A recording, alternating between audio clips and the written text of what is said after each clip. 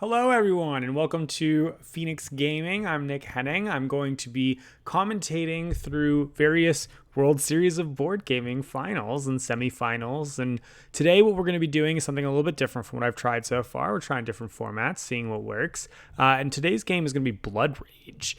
Blood Rage is a game that they live streamed, which is actually something that makes it a little bit easier for me to not be in the way when I'm recording here. You're actually going to see the folks who actually commentated on that side of the screen. They'll switch at some point and I'll cover them.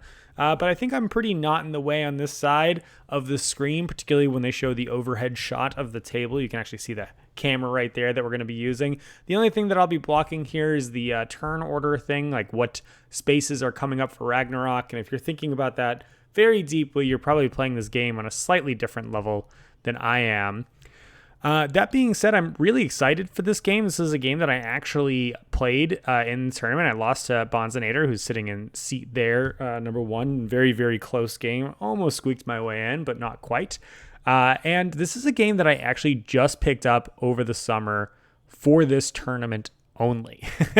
I basically decided that it seemed interesting and I wanted to learn it. It's on Board Game Arena. And I found that Blood Rage is actually a very skill testing game, very fascinating, and has some really cool dynamics that I think are unique to a bunch of board games. I'm not surprised that this game is as popular as it is. I'm a little bit sad that I actually haven't gotten to play it quite as much because it's also beautiful. Like the figs are really cool in this game. And I know this is kind of one of the games that really brought Simon and Eric Lang up to sort of like a higher level of popularity. So I'm not too surprised that it was in this tournament. Unfortunately, this is the last year that it is going to be in this tournament. It kind of did a one and done because it wasn't a very popular tournament for whatever variety of reasons. And that being said, I think we're going to have a cool game here, something to discuss. One thing that I'm doing differently aside from kind of kicking off live while they're drafting here is that I have not actually watched this video. Now, if you know anything about what happened at WSBG, you know who wins this game because that person goes on to win more games. So you'll probably know who they are. That being said, other than that, we really don't have any spoilers. So I'm really going to kind of be going through this as live as possible in this moment. And right now what we're doing is we're seeing the players draft, and I can kind of see a couple cards, but didn't quite see them at the beginning. And it's a little tough to say what folks are drafting based on not having seen their first few draft picks. So instead what I'm going to talk about is a couple things that I noticed on the board here. So looks like we've randomly removed one of the rage locations at the beginning. So there's 2 rage locations, 2 horns locations, 2 axes locations, and 1 5 victory point spot. One of those spots is always removed at the beginning thanks to that Ragnarok token that's there in angling. That's based essentially on the number of players that you have. So we're sitting at 4 players here. And Rage is the most important stat that you can really get at the beginning of this game. Horns allow you to put more units on the board, which is important, but you'll often find most strategies have ways of cycling through units. So Horns is nice, but not essential. Axes increases your victory point scoring per battle, which of course is also very nice. And there's a couple strategies that I think really anchor on having high axe scores, but I would say the majority of strategies don't actually care that much about axes. I would say of the 3 stats, it's the least important.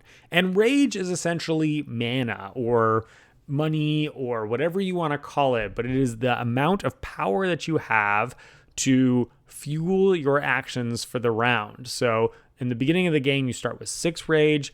That's how much mana, power, energy, money, cashola, smackaroos you have to play through the first round of the game. And managing energy, especially in the first round of the game, is a huge component of the strategy. And increasing your energy allows you to have a lot more options later in the game. Now, the thing that's fascinating is that as this game goes on, more and more territories get destroyed, which means in the third age, there are fewer locations. And it actually might be that having the maximum rage, which is 12, you can't even end up using by the end of the game. So it's not as simple as saying like having tons of rage is obviously the way to go. But when you're playing this game, picking up some rage in the first era and sort of scoring off of that is going to be your fundamental, most straightforward way of scoring a lot of points. Sorry, I had my video also going on over here to make it a little bit easier to see things if I need to see in a little bit more detail. But I didn't want to hear them chitter-chattering in the background there because I had my headset still running there. So in seat 1, we've got Bainzanator here. Seat 2 is Brian. Seat 3 is Hanshi. And seat 4 is MJ.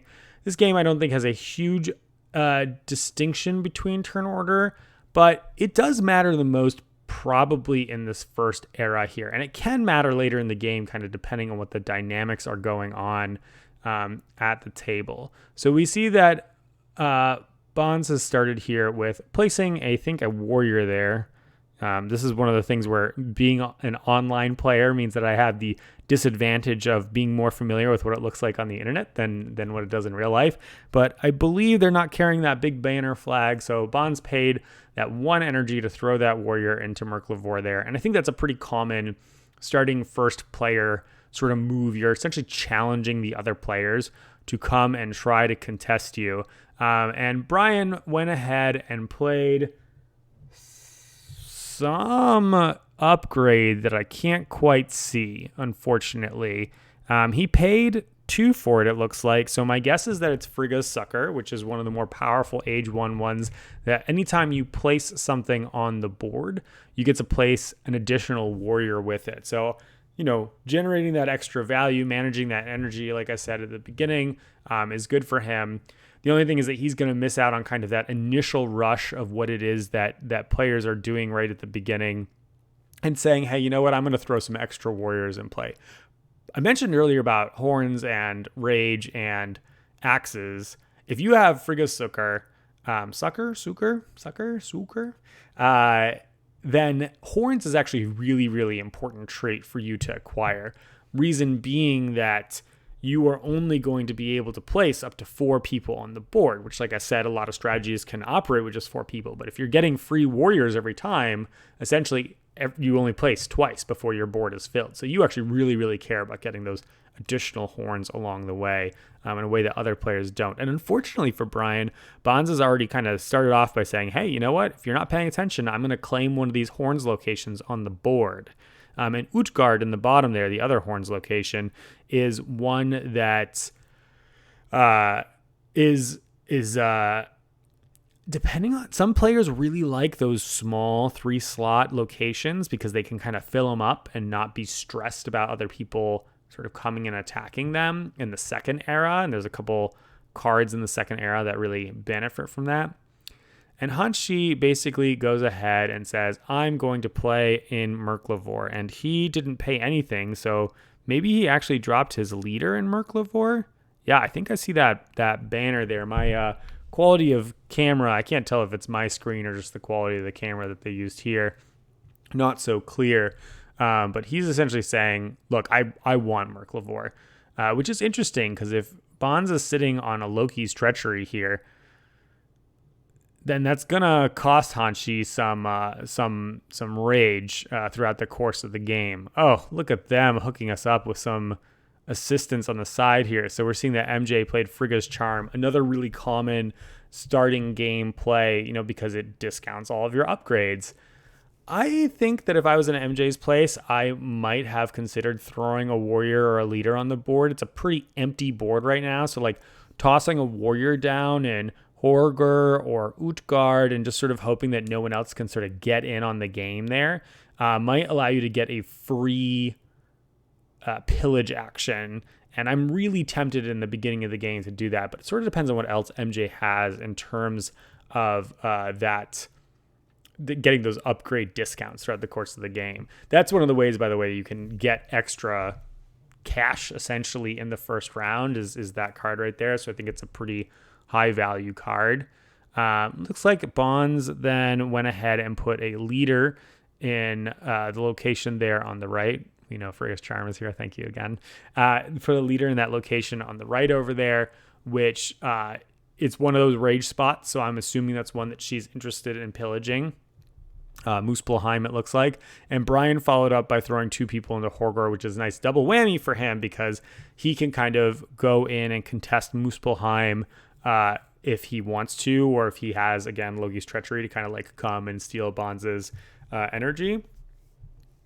Hanshi looks like he's going to be confident and go ahead and trigger the Merklevor combat. So he's looking to win here. I would bet big dollars that he's holding on to a Frigga's Sacrifice, I think it's, or the one that adds 2 to his strength and allows him to get an additional clan upgrade when he pillages. Looks like he's holding a Loki's Treachery himself, which might be why he's feeling pretty comfortable about that. And it looks like I was wrong there. Instead, he is actually looking to put down Heimdall's sight, I think is maybe what it's called. It's basically going to do exactly, it's going to copy Bonds' card in terms of strength value. So he's going to guarantee a victory here, which makes a lot of sense. He's got no one else to contest him. So all he's worried about here is maybe a Loki's Treachery, which indeed Bonds has. I'm not too surprised to see that given the semifinal I played with her. She really seemed to value the Loki's gameplay. And what that's going to essentially end up doing is costing Hanshi that rage. Bonds is going to get a rage. So honestly, that worked out totally for her. She paid 1 to put the warrior in play and essentially stole a rage from another player. It kind of puts her maybe off a little bit on tempo, but is largely one of I think the nastier strategies you can be employing in the first stage is just drain everybody else of their rage, limiting their actions, and then allowing you to take more actions than those other players. We secretly know that Hanshi has a Loki's Treachery himself, which means that if he has the opportunity to kind of steal some of that rage back, he'll still be able to kind of pull a full first round there. Now, I'm really interested in the fact that he put his leader up in Merklevor there, because Merklevor it's exploding this turn, which means he is saying, look, the leader is either going somewhere else or it's definitely dying this turn. And I have to assume that he's got some plans on marching on Yggdrasil or something like that, or he is planning on going very heavy Loki and just having the leader explode in Merklevor on its way out. Maybe he'll march it if he puts other units there, kind of like he'll build up a cluster and move forward, but definitely aggressive. Maybe he just really values the horns a lot more than I do as well. MJ makes an interesting choice here. So MJ plays Loki's Dragons, which is a nice combo with the Frigga's discount there, because normally it costs 2 to build a ship. Now it has just cost 1 to build a ship because of the upgrade automatically puts a ship into play. And the ship now has a special power. So that's a really nice 1-2 punch that puts the ship in play. That being said, the ship right there, I think MJ is hoping to keep the spot. Like putting the ship where it sits in only one region instead of in 2 regions is essentially saying, hey, I'd really like for this ship to live throughout the course of this game. If you wanted to guarantee that it was going to die to score the 4 points, which is what the ability of that ship is now, that it's a Loki's Dragon, I believe that the title of the card is, then MJ could have put it in Merklevor, scored the 4 points when it died, even if they weren't able to use it in Gimel or Gimli. I'm going to say all these locations wrong, so just bear with me. I'm going to try my best, and I don't know how to say them. I'm sorry. Bonds is doing the classic Loki thing, which is just, pooping out warriors everywhere on the board so you can drain other people. That's going to make it difficult for Brian to want to pillage that location. That being said, if Brian's holding on to the Frigga's pillage card, he might go ahead and do that because, hey, it's totally worth doing essentially a pillage and another upgrade. You can steal one of my energy. And it looks like he's playing a card down there, so I assume that he has actually indeed triggered combat. Now, the cute thing that Bonds could do in this moment is if she's thinking, hey, that's what he's going to play, she could play a card that maybe ties instead and tries to just sort of like kill everything. That being said, you have to really kind of hope that player is playing the right thing. And Brian here does exactly what I suggested, is going to go ahead and kill Bonds' unit. Yes, it's going to cost him an energy, which is a little bit precious for Brian right now because he has spent a bunch of energy so far putting the Suker into play because it costs 2. However, he's going to bump up his rage. Looks like he bumps up his rage twice, and I hope someone catches that because it's actually not a legal play. Okay, it looks like it was immediately caught. When you have the bonus 1 from that card, it must be a different stat boost than the one you got from the location. That's different on a card that you get in the middle of the game, which I think is a very confusing, like unnecessarily confusing distinction. But I guess that's a way that they make sure that the age 1 cards are not as good as the age 3 cards. And he goes ahead and bumps up the horns there, which is exactly what I would have expected. He likes horns. He likes rage. That's the best thing Brian could get. He honestly is off to a totally solid start. Probably won't have a crazy impressive first round, but will essentially like set up the structure of having a solid setup with those bonus warriors along the way. And that's great. And what I mean by having not an insane first round is that it's pretty hard for the person in the Sukkar, with the Frigga Sukkar, to claim something very dramatic like Yggdrasil because they've just spent so much money otherwise. Hanshi's going to essentially carve out a corner of the board here.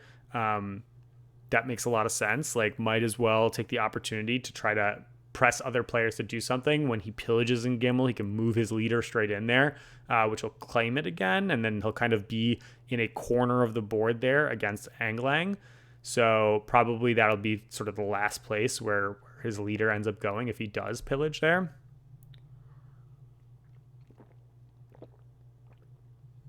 MJ is that a leader or a single warrior? 1, 2, 3, 4, 5. Must be a leader. So MJ is saying, I'm pillaging Utgard. Come dare challenge me with my 5 strength, which probably no one wants to. And Bonds here is stuck in a little bit of a weird position because she's the only player at the table who's playing spoiler right now. Hanshi, we know, has the other Loki's trickery. But oftentimes, 2 players have Loki's trickery. Not always, but oftentimes. And both of those players are just kind of like draining the energy out of the other players. That being said, no one's doing that right now. MJ has a lot of energy because of the discounts that's going to happen from the Frigga's bonus card that MJ has. And Bonds here is going to decide, I'm going to leech from Utgard rather than leeching from Gimel, which is going to be really nice for Hanshi, unless Brian decides, hey, it's time for me to contest something up here. And he won't. He's just going to go ahead and play a quest, which I'm going to assume is a Jotunheim quest, because no one's motivated to go into Horger now. That's a weird time, I think, to play a quest. Usually you play quests when you're kind of hoping to do the pass action, and I would imagine that playing some people somewhere now while the board is still relatively empty would sort of be the sweet spot. But again, Brian's a little bit low on resources, so maybe he kind of wants to wait and see. Hanshi gets that free upgrade, which is really sweet for him. Like I said, Axe is not the most exciting, which is maybe why folks didn't decide they wanted to contest it. But, so far Hanshi's had one free, is the only one who's had like a free pillage, which is very nice to have, especially going in 3rd seat. You don't usually expect that in 3rd seat. You usually get your free pillages if you're the first player, and maybe the second player. It's just easier because other people have had fewer chances to get in your way. MJ goes for the total overkill here. I suspect is going to maybe try to do the fight there and then place a 3rd person there and sort of have like an unassailable fortress. There's a card in the 2nd era that allows someone to pillage kind of repeatedly in a location. And if you sort of control that corner of the board, you can sort of do over and over and over again. That being said, I think it's a little bit more exciting with anything that isn't horns, because having horns over and over and over again, it's super hard to have 10 players on board. Bonds makes a very curious play here by putting the ship there, because Bonds is already contesting that location. I don't think is going to beat MJ unless MJ doesn't have combat cards to fight with, but MJ passed battle cards to Bonds. Bonds has no idea what battle cards MJ might have, excepting what was passed to Bonds, I guess, is known that is not in MJ's hand. So I feel like Bonds has got to have some special secret information, or is just making a mistake by putting that ship in Utgard there. And then Brian goes ahead and does what I think Brian probably could have done last turn, is put units in Elvagar, because his position's no better than it was before, and he could have put a little bit more pressure on Hanshi I think, before his free pillage. Yeah, I don't think it much matters, but I still think he should have done that last turn before playing the quest. The quests allow you to kind of sit and wait, see what happens. I wonder if Hanshi here is debating whether he wants to contest Elvigar. If so, he probably wants to put something in it right now, because then his leader can come in as well and sort of support that combat rather than just going in by himself. That being said, it's a little weird in turn order. If he puts a warrior there and then Brian decides to pillage it, he moves in and has 4, but then he has to win that fight. And he might end up having to win again if the other 2 players put something in Merklavor or up in Angaraboda up there, or ship, because they can then come in after that full location has been fought over. And spending 2 cards to win a location sucks. It really sucks. Creeping on Hanshi's hand here. Looks like they've got it's a gray one. It's an Alfheim. That definitely explains the Gimel thing, and it's very, very, very convenient. Hanshi is holding a troll here, which sucks for Brian. I mean, Brian only really paid 1 for those 2 warriors, but I got my money on that troll coming into Elvigar, and then he's just gonna cut out his corner of the world over there, make it easy. Brian can still pay 1 to sort of fill that location again, but it's tough for him at this point. He's basically run out of resources, and this is the tough thing with Frigga, which is an amazing card.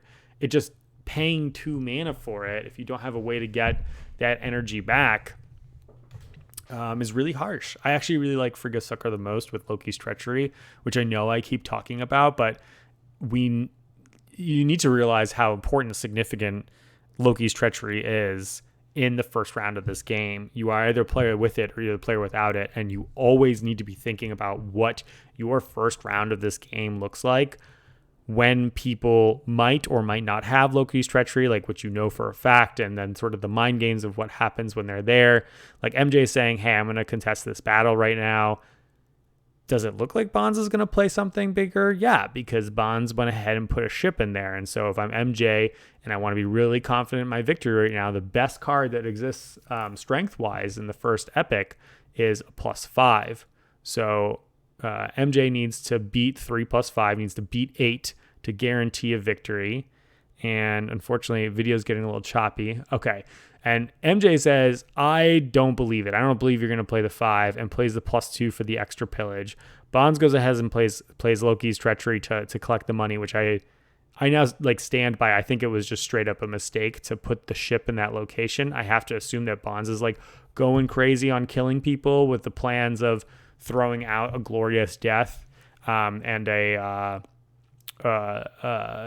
or Loki's Domain at the end of the round. Glorious Death is a quest where you're trying to have 4 units die, but I think there probably would have been other opportunities to do that. I don't think playing the ship there was a good use of resources to accomplish that, and that worked out fine for MJ. It's basically exactly what MJ's plan was to start off with, was pillage this location, and then you see MJ goes ahead and chooses Rage as their other bonus, which I think makes total sense in terms of that action there. I think what I'm really curious about now is what MJ does next. 3 Rage left is a precarious situation to march into the middle with, because you'd pay 1 Rage to march into the middle, and you really want to make sure you win it, which is not looking good with Hanshi on the board with 6 power and you're on the board with 5 power. So if there's someone who's going to march into the middle of this game, it's going to be Hanshi, who's currently holding the most. Bonds is not going to contest it. Brian, I think, is in a little bit of Brian's about to throw out their leader, so can actually get in there, unless the leader's down in Horger, but I don't think so. So Brian can contest it, depending on how things play out. But it also might just be too difficult for Hanshi, honestly, to get to Yggdrasil. And you'll see that happen a lot, where folks are just like, you know what? I actually can't get to Yggdrasil this round, and that's okay. Hanshi's position looks like he's going to go ahead and have pillaged 3 locations by the end of the round. Essentially, Brian did 1 with the 1 bonus, so we could say 2, and MJ's in the same spot, and Bonds will probably get Muspelheim over there. So even without Yggdrasil, Hanshi has the most pillage value for the turn, and we know there's 2 quests in Hanshi's hand as well, which leads to a pretty strong start. So it kind of depends on what the quest situations look on other people's hands. In the first round, you're not really looking for points so much. I mean, they're nice, but an amazing score after the first round is 20 or 30 points, and an ending score in this game is going to be like $1.50.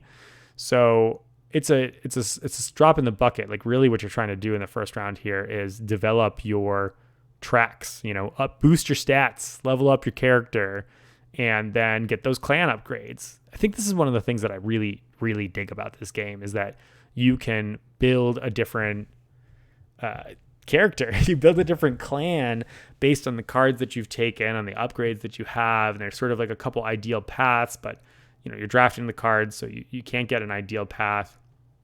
I wonder what Brian did there. Kind of cut to the side, so looks like he dropped some warriors and went to 0. So maybe I missed. Maybe his leader is in Horger there, because I have to assume he played his leader and didn't forget that you play a leader for free. But 1, 2, 3, 4, 5, 6. Something seems a little weird with Brian's situation, because he played out 1, 2, 3 locations. He played Frigus Sukar. He got an energy stolen from him. So that would be 6 if he paid all the way. So either he didn't play his leader, or he is actually at 0 money right now. And is at 0 money right now, which would be quite the mistake if he did. Or I've missed something, which is hopefully the case. I don't really see where his leader is, and I really do wish that it would be a little bit easier to see. Hanshi here, I think, is going and pillaging. I think that's what that point was. And Brian's trying to decide what to do. Kind of chatting about it. I think MJ's trying to probably bait Brian into going and fighting, would be my guess. It sort of depends on the number of cards that Brian has in his hand. I'm not sure what his plan is. Oh no, he has 1 energy. See, again, this is exactly what happens when you play online. That's not the 0, that's the 1. So Brian has played out his leader somewhere. I just don't know which location it's in, either the top or the bottom there. And Brian goes ahead and lets Hanshi pillage there, which means he doesn't really have the cards to contest, or isn't really interested in contesting battle card wise. He hasn't played that many cards, so I bet he has a handful of quests in hand that he's about to start playing. What did you play, MJ? Maybe a quest? Probably. I think MJ played a quest. Like I said before, so quests, if you're not aware, are the cards that they give you victory points, first of all, if you meet them, have the most in the such and such area at the end of the round. And they let you upgrade a clan stat. So playing a quest is essentially superior to pillaging for the most part, because it gives you points, and usually points it gives you points and an upgrade, whereas pillaging gives you an upgrade and then points if you fought, but you also need to play a card and win with a card. So I think the value on quests tends to be a little bit better than the actual pillage action. And I, in my first game of this year, played, I think it was 4 quests in the first round, and that was my entire strategy, was just jam quests. Totally viable to play that way. It's just the question of whether other people are going to pay attention and allow you to accomplish those quests. In that game, the other card I had was Loki's Treachery, so I ran around just stealing things from people, and 2 of my quests were glorious deaths, so all my people were dead. And I think that strategy is completely legit. And you'll often see what we just saw in this game, which is that quest round where everyone panics because they see that the end of the round is coming soon. We only have a couple places left to pillage. That being said, no one's in Yggdrasil. And so I'll play quest, I'll play quest, I'll play quest, I'll play quest. And then also no one wants to flinch and say, hey, here's where I'm going next. Now, I am kind of surprised to see that Bonds didn't put someone in Angerboda to kind of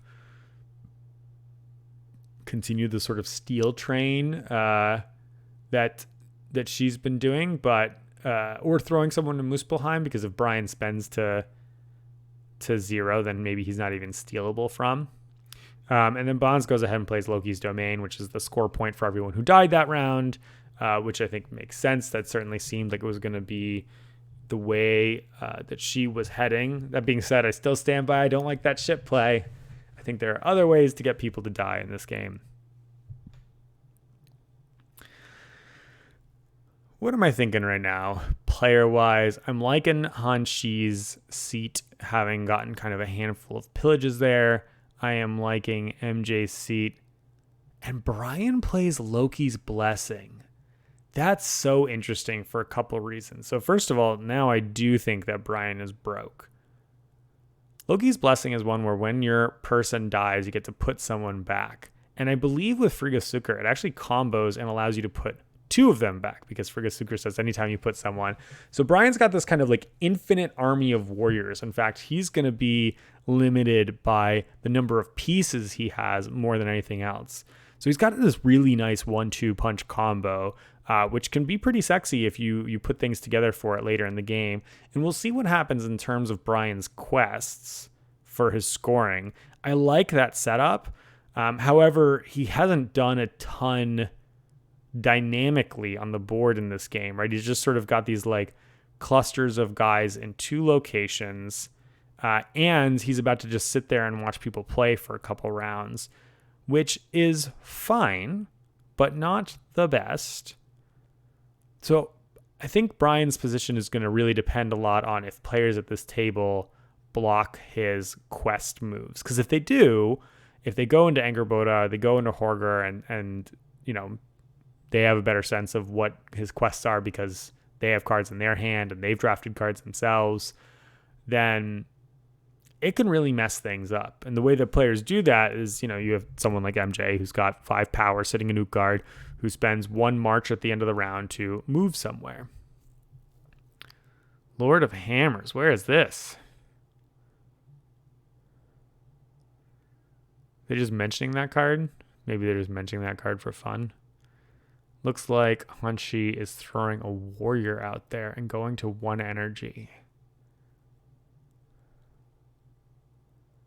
This play confuses me, because that guy's going to die. It doesn't do anything for him to be dead.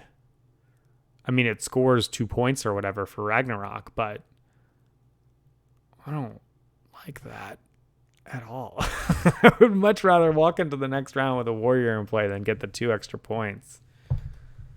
And now he doesn't have enough energy that he can march into Yggdrasil or anything like that. Now we know he has a Loki's Treachery, but he's not going to trigger it on anything because his units are all kind of clustered in the corner of the board over there. MJ is going for a strategy that I know people... Well, I don't know what MJ's doing. MJ could be marching that army somewhere else and doing some nonsense. So that's actually the real question is MJ planning a march here? If MJ isn't planning a march, I don't like the spend everything in 1 corner, because you're really looking to draft 1 specific card. And if you don't get it, it can really mess with your game plan. That's the card that lets you kind of like, you know, re-pillage over and over and over again in the same spot. And like I said, I don't like that Utgard spot for it, because I don't think that building up horns is very good when you're spending all of your energy re-pillaging the same spot. So I hope that's not MJ's plan, because I hate it if it is. Bond's just throwing a suicide unit out there. It's like 3 points for a buck, right? Because it's 2 for Ragnarok and then 1 for Loki's Domain. That's a fine ratio, but I think I would have gone ahead and pulled the trigger on Muspelheim first just to see what other players are doing. Looks like we got a couple quests thrown out there. Yeah, so MJ probably did like the double Jotunheim and plays, my guess is plays at a table where people block each other for quests a decent amount, and MJ's playing defense, wants both those quests.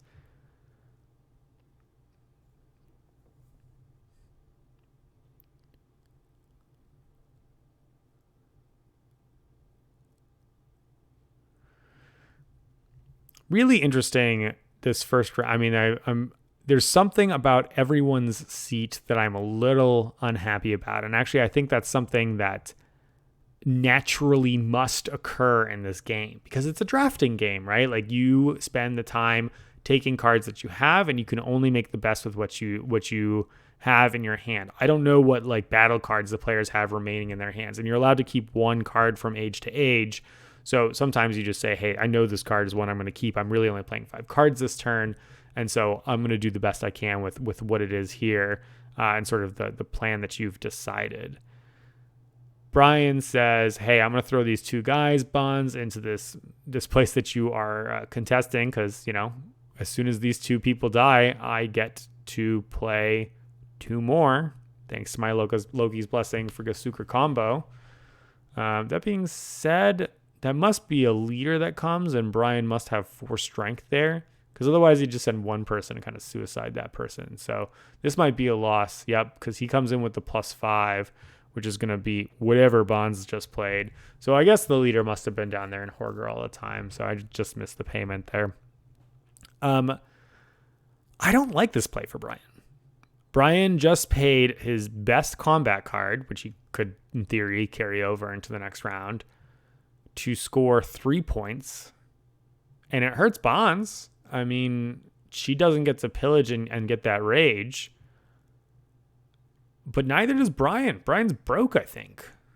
Unless I'm, again, misreading his energy over there, because it's hard to read, then Brian's not going to get this either. Yeah, it goes right past him. So he scores 3 points, pays a card, and blocks Bonds, which I guess is decent. I don't know. It's not ideal to me. I suppose it depends on what the other card is that he has in his hand that he's keeping from round to round. But like you could throw in a weak battle card. Like really what he wants to do is tie. He doesn't want to beat her. I would have saved the +5 for the next round. Hanshi goes ahead and just marches his units into the middle, or into Gimel there to save them from Merklevor, which I think means that he's nervous about some kind of counter march, which is exactly what MJ does. Why would MJ march 4 power of units into 5 power of strength in Gimel?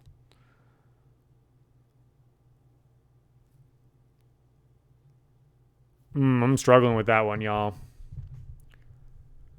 That doesn't block Hanshi, who I assume did his march because he's holding on to double Alfheim as his quests.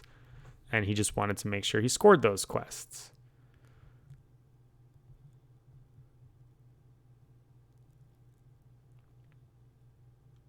Yeah, I don't see the intention with that play for MJ. Maybe just getting in the way. Bond's just scoring a couple extra more suicide points here.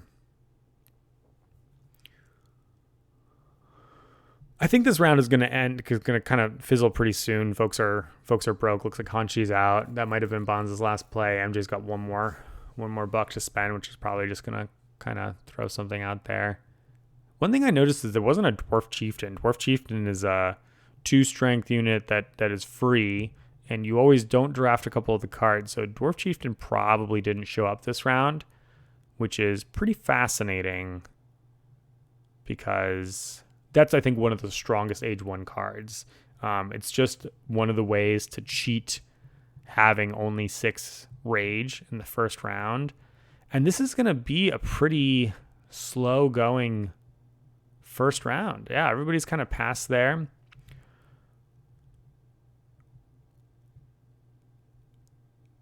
This is, I think, in general, like overall, a pretty weak start for players.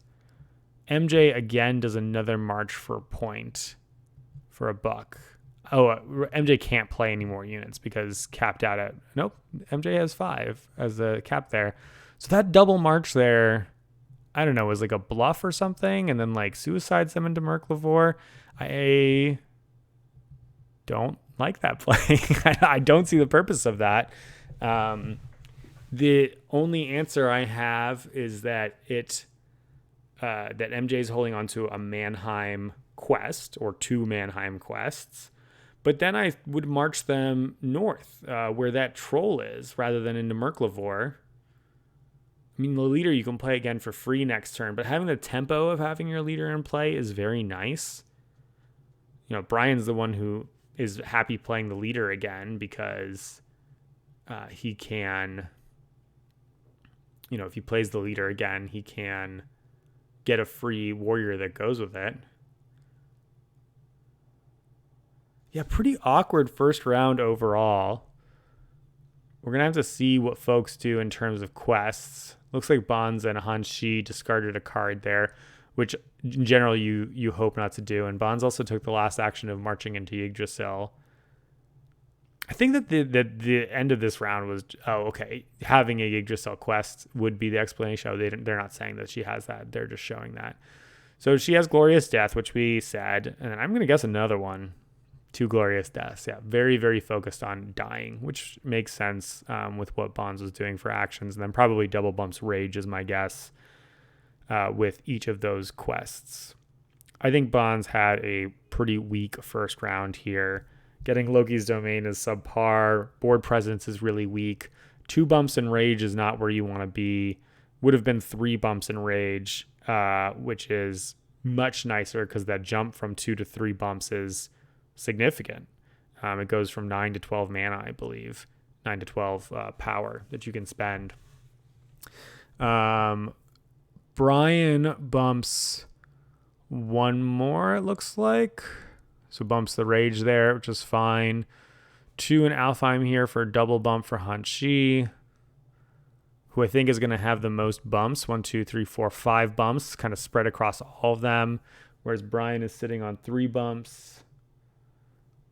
Bonds on 2 bumps. And MJ is probably going to have 3 bumps is my guess. But MJ is playing defense with the arms there.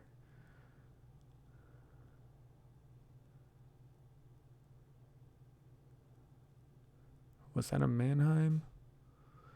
Oh, Hanshi might have had a Mannheim. So, in fact, if MJ had marched into the Troll Land, it would have been a block. I assume that was maybe a double Alfheim. And MJ has 2 quests. Didn't quite see, or 3 quests. 2 of them Jotunheims. And so my guess is like a double Rage bump with 4 units on the board, maybe a Horns.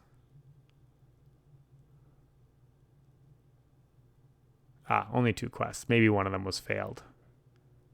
Maybe MJ was holding Alfheim. But if MJ was holding Alfheim, then they would have known that Hanshi wasn't holding 2 Alfheims. I didn't quite see those because my face blocks them. But hey. And then a couple points here for Ragnaroks. Yeah, this is an awkward first turn. There's no very obvious leader here, which I think actually sort of speaks to the players probably counter drafting each other, getting in each other's way. I mean, you saw like Brian there making a play that just costs him a little bit, right, in terms of card flexibility to prevent Bonds from scoring points. If I'm rating positions at the end of the first round, Bonds I think is in the weakest position. Doesn't have much infrastructure, only has 2 bumps. Brian's got 3 bumps and a really cool combo there. So Brian needs to find a way to leverage that into points because he's also losing on points, but that's a great position to be in. I think I like Brian's range. He has the highest ceiling right now of what he can accomplish in this game. Hanshi has 5 free bumps, is probably going to get another free bump in Gimel next turn, and has a ton of board presence, like the best board presence. So Hanshi is probably winning right now, but it's pretty close with Brian. And MJ has, I believe it's 4 bumps, but I can't quite see the underneath the name tag there. I think it's 2 in Rage and 2 in... 2 in Horns. And I still think going for the extra Rage would have been better. I just love having 12 mana in the first round. Or in the second round. I think it does a lot for you. It opens up a lot of options. You might not use all of it, and that's okay. But you also know that Bonds has Loki's Trickery. You don't know that Hanshi has Loki's Trickery. But, people can keep stealing your energy, and you don't really care. If you have 12, feel free, steal my energy all you like. That's a free win for me when I go into this combat against you. I am okay with that. That being said, MJ's board presence is pretty weak right now. I really think moving those 2 units into that area in the north that just got exploded was not the way to go. So yeah, Hanshi or Brian are kind of at the top of my list right now in terms of positioning and options. Bonds obviously has the most points and MJ has the second most points, but that doesn't really mean diddly at this point in the game. Your points are just going to become so much more explosive in the following rounds, in the second and third rounds. I mean, they really ramp up. Eric Lang clearly watched a lot of Family Feud as he just kind of ramps those scores up. Double this round, triple this round. Let's go, baby. Now, as they start drafting here, MJ's actually doing a good job. Let me see if I can move my face so we can watch MJ a little bit more. MJ started off by grabbing a Glorious Death, which I have to assume is kind of like a not excited. I didn't quite see what those other cards were as I was setting up here, but I kind of have to assume is a little bit of a hate draft for Bonds. Glorious Death is generally good. Usually you're going to have 4 people die. That being said, it's not the card that I usually am excited to first draft in the second epic. It's not part of the game plan. It's not part of MJ's game plan. MJ has no methods for getting a ton of people into play or anything like that. It's really good for those other 2 players after MJ. Hanshi here looks like he's considering between a couple quests, a couple upgrades that I can't see, and which upgrades they are obviously makes a huge difference. Kind of folding the cards in a little bit, so I can't totally see what the options are there. I guess I'll just have to kind of make a call after he claims one. Looks like a combat card. That might have been the +6, which is, he took the Heimdall's Watch. Maybe that's what they're saying right there, which is the everybody do a redo. That you can do some cute stuff with that card in the second round, just sort of having folks go again, and maybe he's just not excited about anything else there. You know, you can take one of those quests on the wheel. Valkyrie only kind of works in niche situations. I think is a little bit hard to pull off, particularly on a board like this where folks are just gone and dead. In this draft, what am I looking for if I'm any of these players? Bond's probably just gonna like lean into dying. That's kind of the way to go there. Hanshi, I think, wants to go for an infrastructure strategy here, kind of like building up the strength of things. Now we can see the cards that Hanshi could have taken by looking over at MJ's hand there. Loki's Eminence is a pretty huge one, and to go ahead and take it, which I think is the right call for a couple of reasons. One is you can score points off of it anyway, but 2 is that if Bonds takes it, then suddenly that Loki strategy becomes very treacherous, very dangerous. And, you know, you're going to have people die. MJ's planning on killing 4 of them this turn, thanks to Glorious Death. So that's fine. But again, MJ's not well set up for this, so I think it's unfortunate that MJ's in that seat. And again, if MJ had those 2 people alive from last turn, they're a lot easier to get them killed this turn, which would be really nice.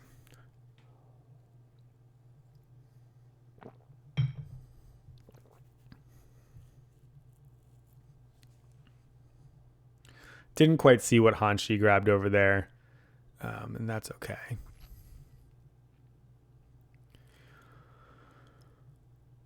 If I'm MJ for the rest of this draft, I'm looking at ways of trying to get people out fast, quickly, powerfully. You know, still going third. You know, you want a bunch of people to die. You want this game to drag on. You want it to be long so that you have lots of opportunities to interact with folks and put people in play, put them into the graveyard. That +5 combat card is a totally legitimate choice here just because it's solid. I think that's the Ragnarok card that MJ is putting to the front, and I would not take the Ragnarok card right now. You're already leaning into death as much as it is. If people like kill you at the Ragnarok spot, that's unfortunate. And then pulled out a Mannheim quest instead. Nope, back to the Ragnarok plan. Don't love that plan. It's essentially saying I'm going to fill up that Ragnarok spot, which is big over there. You know, I'll admit that. It's big, but I think it's already partially filled by Brian. He's got Loki's Blessing, so people are just going to keep going in there. think it's a tough spot to just own everything. Slams that Fire Giant, which is a cool card. Again, really nice, but doesn't go well with putting a bunch of people into play. So I'm not totally seeing MJ's game plan here. I think that it's a little scattered to take Fire Giant and Suicide cards at the same time, or Loki cards.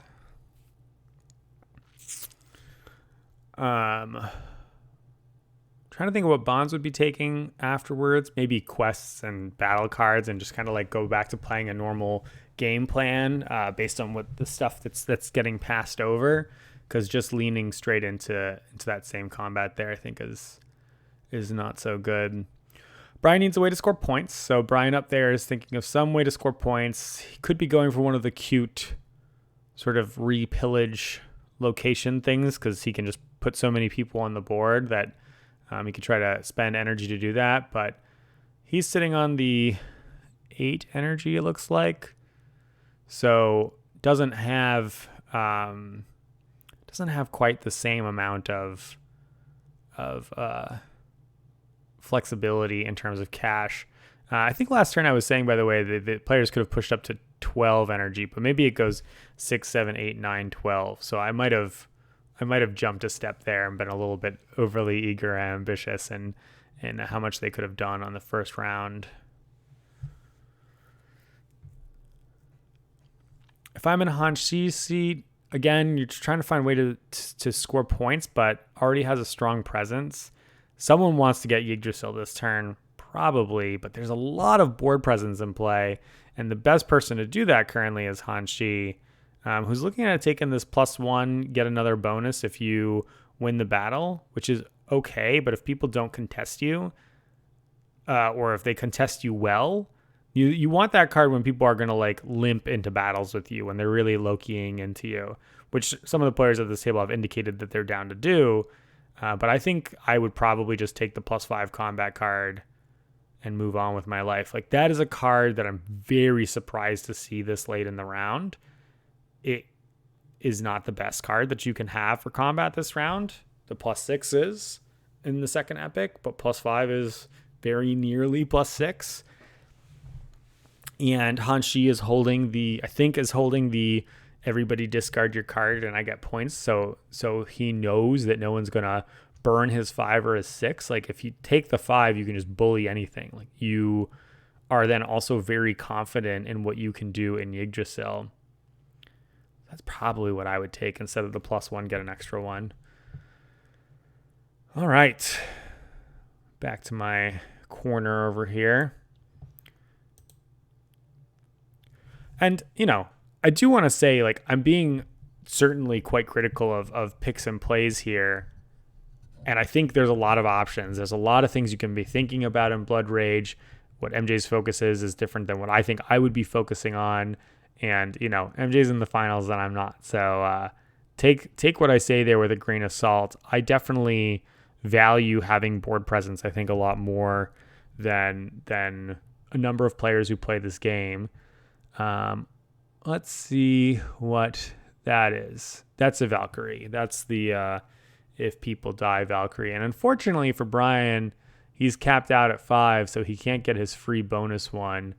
Valkyrie's an interesting first play. I mean, Valkyrie's the card you want when lots of people are dying, so maybe he's thinking folks are going to come into Angerboda and start something with him. Kind of mess around here.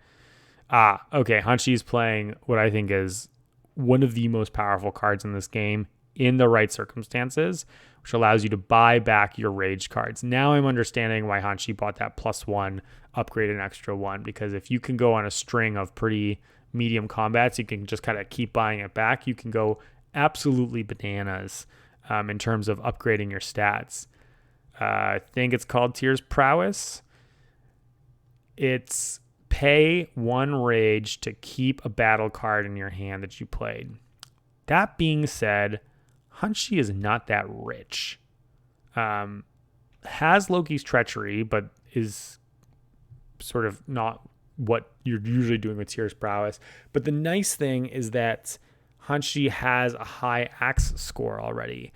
Tier's Prowess allows you to just keep buying back your cards over and over and over again, which means you can keep on scoring points if people want to contest you in combats, and you can win combats on the defensive instead of on the offensive. He's only got 6 energy or rage, so it can only go so far. But now I understand why he didn't take the +5, because he could just keep buying back the +6. So why bother? That's why he was looking at the +1 instead, which he might use to get a stat boost. So I dig that. I dig that a lot. And my guess is that if he took Tier's Prowess, he also ended up taking the Heimdall's Eye card or whatever it's called, the one that's like a +2 at the end of combat, because that's a pretty spicy combo with Tier's Prowess there. And Hanshi already has the board presence to make it work. Ooh, I'm really liking that draft for him. That is really good. I didn't see what MJ did. Oh, put a unit into Utgard. I think I would have just pillaged Utgard. What are you concerned about? Bonds coming in and stealing one of your energy, I guess?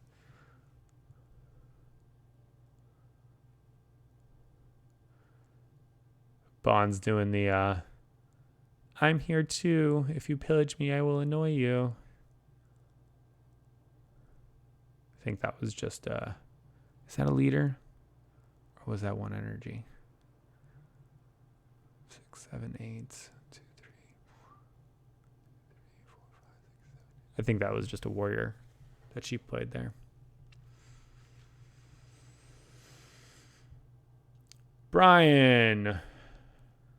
If I'm Brian, I probably just pillage Muspelheim, take my rage, give Bonds the 1 energy or the 1 rage for the Loki's treachery, move on with my life. Nope.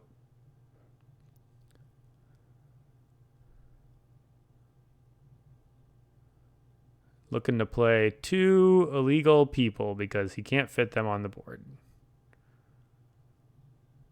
Limited by horns, my friend. Didn't that come up last turn? Wouldn't you know? Maybe they had a different discussion about what it came up.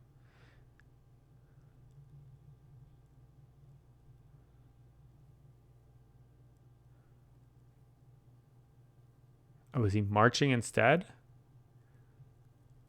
Marching. So, okay, by playing an energy here, he's saying, hey, no one can contest me. I don't need to pay an energy to Bonds later. And I've got all these folks together in one spot. Doesn't have to worry about Bonds kind of like triggering Loki's treachery on him. That's fine. It's not exciting, but it's fine. It's sort of like it like kind of saves you, right?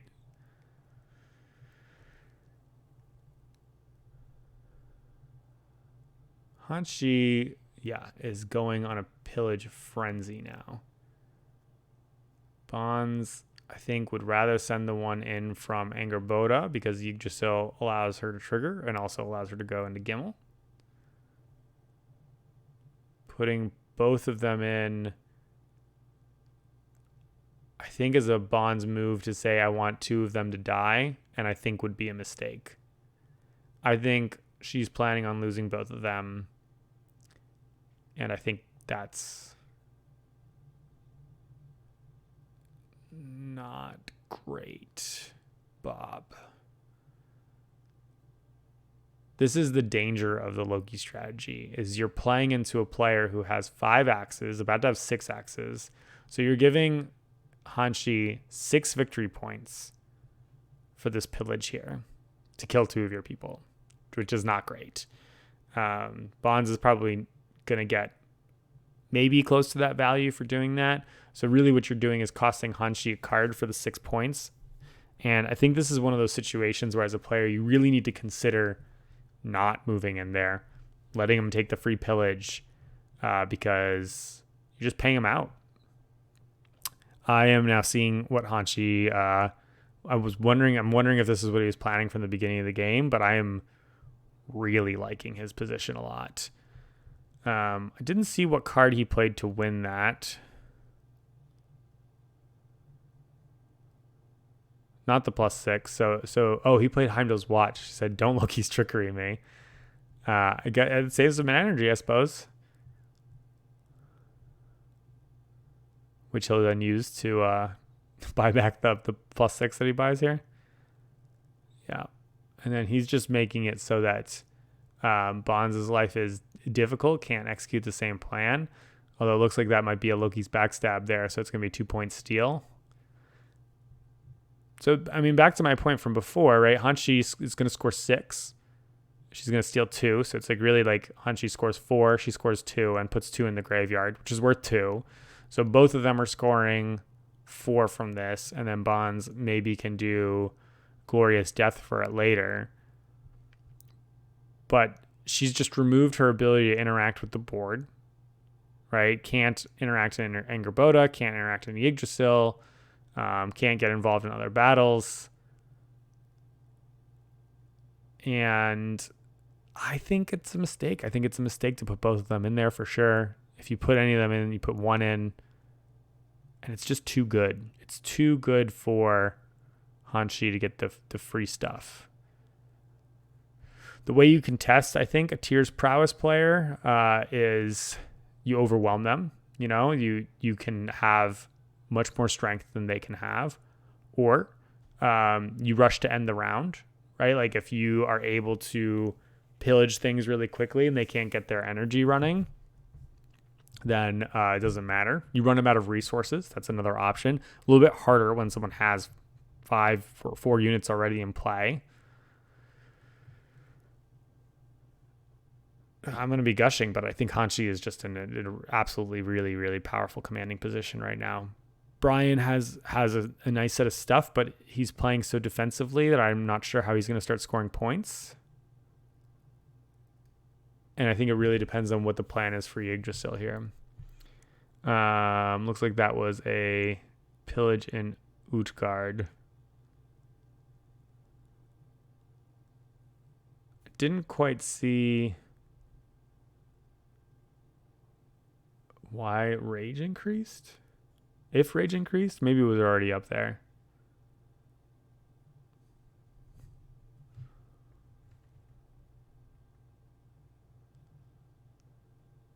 Yeah, I don't know.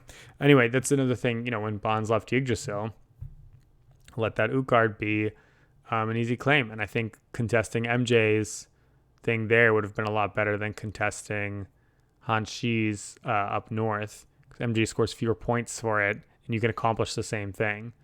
Or you can, you know, double Loki's backstab. I imagine that's... And yeah, with Dark Elf now, Dark Elf I like more than other people do. I think a lot of people consider Dark Elf to be quite weak. I think it does some cute stuff. It really depends on the board state and the circumstances. It only costs 1, and generates that extra value. Being able to play straight into Yggdrasil can be very cool. On this board, though, there's just so much power out there that's not you. Brown player Brian, blue player Hanshi just has so much power in play that there's not a bunch that you can do with that Dark Elf. They're just kind of another warrior, essentially. Brian goes ahead and pillages, pumps that rage up. I mean, that's going to be a lot of energy for next turn, which makes sense. If he keeps bumping it up, it's going to be another pile of points at the end of the game, which I think is definitely one of the ways that Brian's going to be scoring points in this game. So that's good. It's good for him. Blood Rage Ring.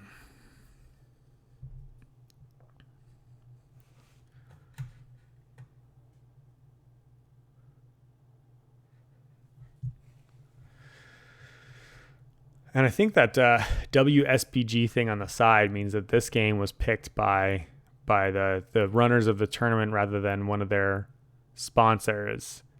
And that was true of Dominant Species Marine too. So interesting, the vibe of folks that sponsored the tournament, I think probably leaned a little bit more into the Euro side of things. And Blood Ridge is like one of these hybrid games. So is Dominant Species Marine.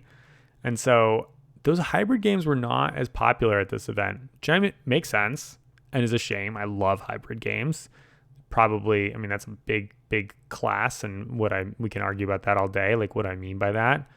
But I do think that is as a broad category, my favorite way to game, because I like the mechanisms in Euro games, but Having a little bit more oomph, like the conflict that exists here in Blood Rage is really fun.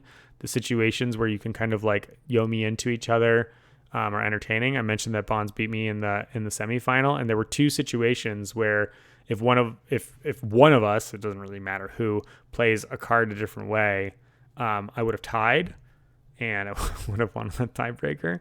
So hey, you know, that happens, right? Like sometimes you play cards that way, and that's, I think, part of the excitement. I did not see. Oh, it was a pillaging Gimel, and Bond said, "I don't want to fight with the Yggdrasil unit there," which is good. I think that makes sense at this point. Hanshi is making even more points. I can't tell if Hanshi is counting with his fingers or is very nervous suddenly. Being in a very good position abruptly can make a big difference. This Fire Giant's coming into Gimel is my guess. Maximum Violence seems like an MJ thing. Also, there's nowhere else where it really goes. Kind of a shame that MJ didn't get to play it last turn before Gimel got pillaged. And that's actually a really good way to counter Tyr's prowess, right? Because now Hanshi needs the energy to load back up again. And so Fire Giant's going to do a bunch of work there. The one problem for MJ now is that Fire Giant doesn't do anything. Like, it came in, maximum violence, and then just sits there. So MJ maybe wants to march to the middle because MJ is now Power King, Queen, Power Master, in charge of all power, power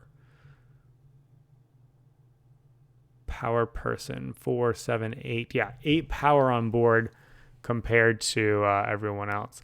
I wonder if Brian is holding on to something cute like Man-at-Arms, which will make his warriors 2 strength, and it just means that he wins everything. Did he pass? Absolutely no way did he pass. What did he play? Did he play Quest and I just can't see it? Maybe under his circle there? I hope so. Bond's just playing meeps on the board. Those meeps will die soon. And you see what I mean with MJ and getting units out there, right? Because MJ needs to get, not needs, but wants to get 4 dead units for Glorious Death.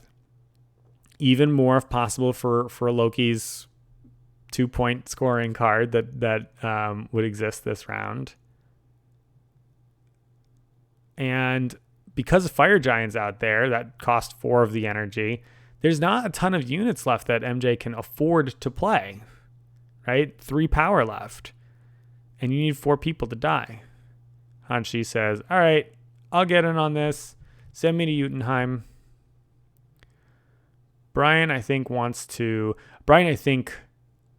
could have and maybe should have marched his army into Horgor last turn. Why not, right? Like, it's if it's because he has a Jotunheim card, it's another Jotunheim spot. He piles in. The only thing that can contest him is the ships. He gets a free pillage on the Rage, which bumps him up there, which means he's not so concerned about scoring Rage between now and the end of the game, which means he can focus on his other things with his quests. I think that's generally what you want to do with that giant pile, is just make other people unable to play the game. And then what would have Hanshi done? I honestly don't know. Maybe put a ship into there to contest you, but you're behind. MJ doing exactly what we talked about here. Power Master coming in with 4 strength. The giant. It's a slow process, but if MJ gets Yggdrasil, it's worth not getting the Glorious Death and the Loki's whatever, which you could still play. To get the points in the 3rd round. And MJ's got actually a really nice stat board. Has progressed up there thanks to the quests from the 1st round. Has Brian passed out of the round? I don't understand what's going on. Maybe another quest? I'm going to assume another quest. How does he go so fast?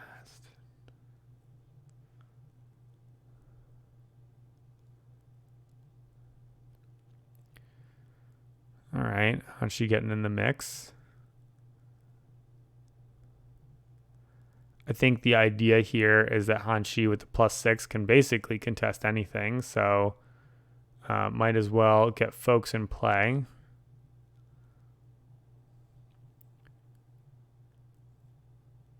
If MJ has any decent combat card, and I don't remember what they took, which, by the way, should have taken that +5, they should go for Yggdrasil, right? Because they can pile in 8 strength.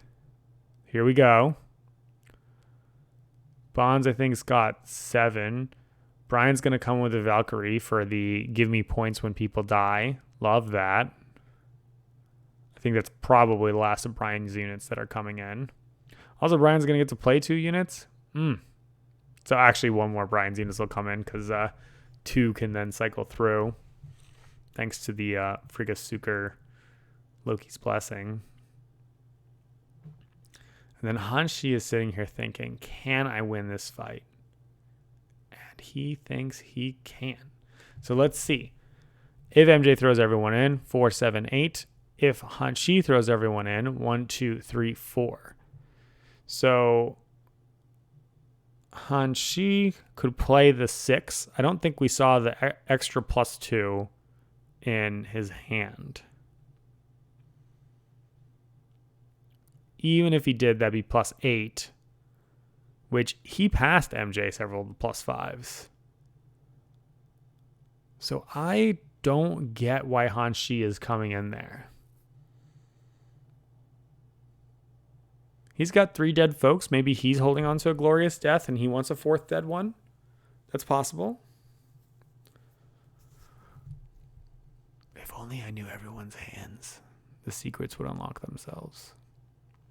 This is one of those things that's really difficult about this game, though, is you are thinking, well, why did the person do that? Like, what's the motivation? And there's enough going on in this game that, like, legitimately a motivation might be like, I made a mistake. Or it might be like, you know what? I know that I'm not doing anything else with my energy between now and the end of the round, so I am going to go ahead and put someone there. Or someone was just getting cheeky, right? Like maybe Hanshi was like, you know what? You're not going to throw all your people in there.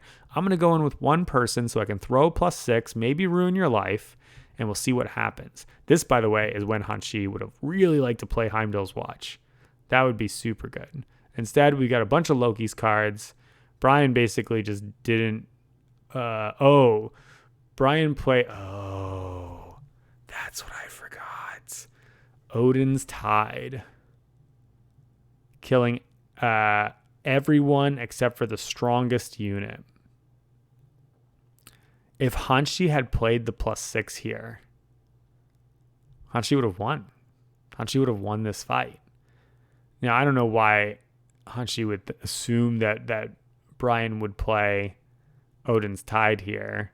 And I think Brian is playing Odin's Tide for guaranteed violence. Yeah, extra violence for the Valkyrie. Also, just like blowing stuff up seems great.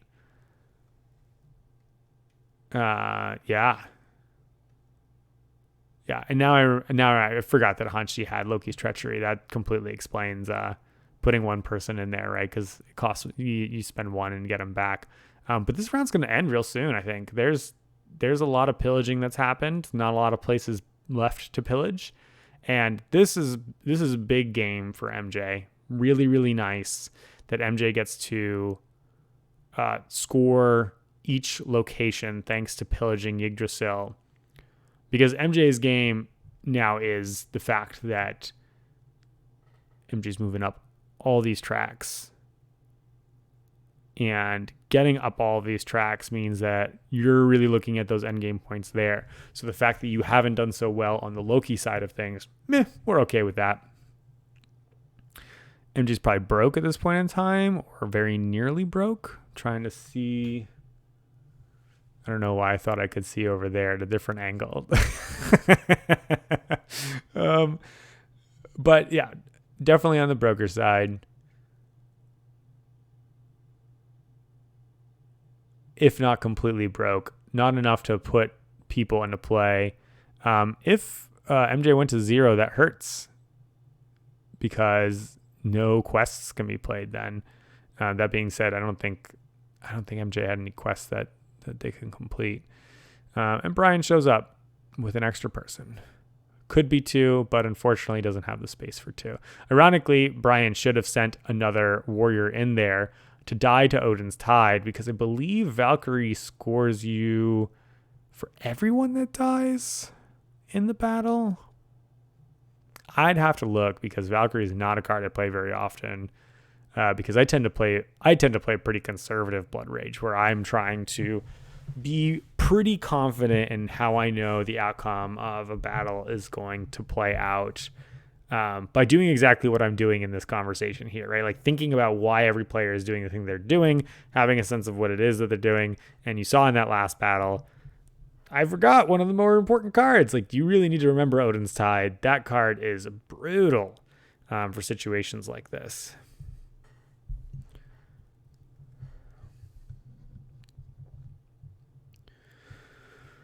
Okay, what are folks looking to accomplish for the rest of the round? I do still think that Brian could consider marching 3 people into Harger. That being said, it's not as good because you still have to fight Hanshi, and my guess is that Brian has no good battle cards given the ones that we've seen cycle around the table. So actually, now that I say that, I don't think it can happen. But Brian still has that question of how am I going to score points? Here's the march. Okay, so he goes to Elvigar because he's got a Mannheim quest. Because it's already been pillaged. And he marches up there with 5 strength, which even with a ship can't really be contested. So that's seems good. Depends on how many Mannheim quests he has. And I'm just going to assume that he played those quests in previous rounds, which is why I kept seeing his turn go by so quickly. I don't quite see what quest that is that Hanshi is holding. This turn of events with like Fire Giant and getting boxed out of Elvigar up there, not the best for him. Looks like he's going to kind of keep on this Horger train though, which makes a lot of sense. He'll march up that rage track, get that extra mana for next turn, which, allows him to do his Tears Prowess combo. There's a really good chance that he's going to walk into the next turn with that +6. I assume that's going to be the card that he keeps from round to round. And he's getting pretty low on units there. He'll probably play out the rest of those warriors.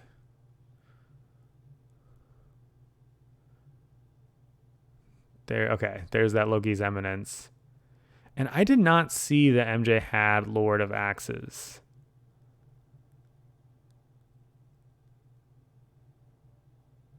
That is a bummer card to have Odin's Tide destroy your leader for.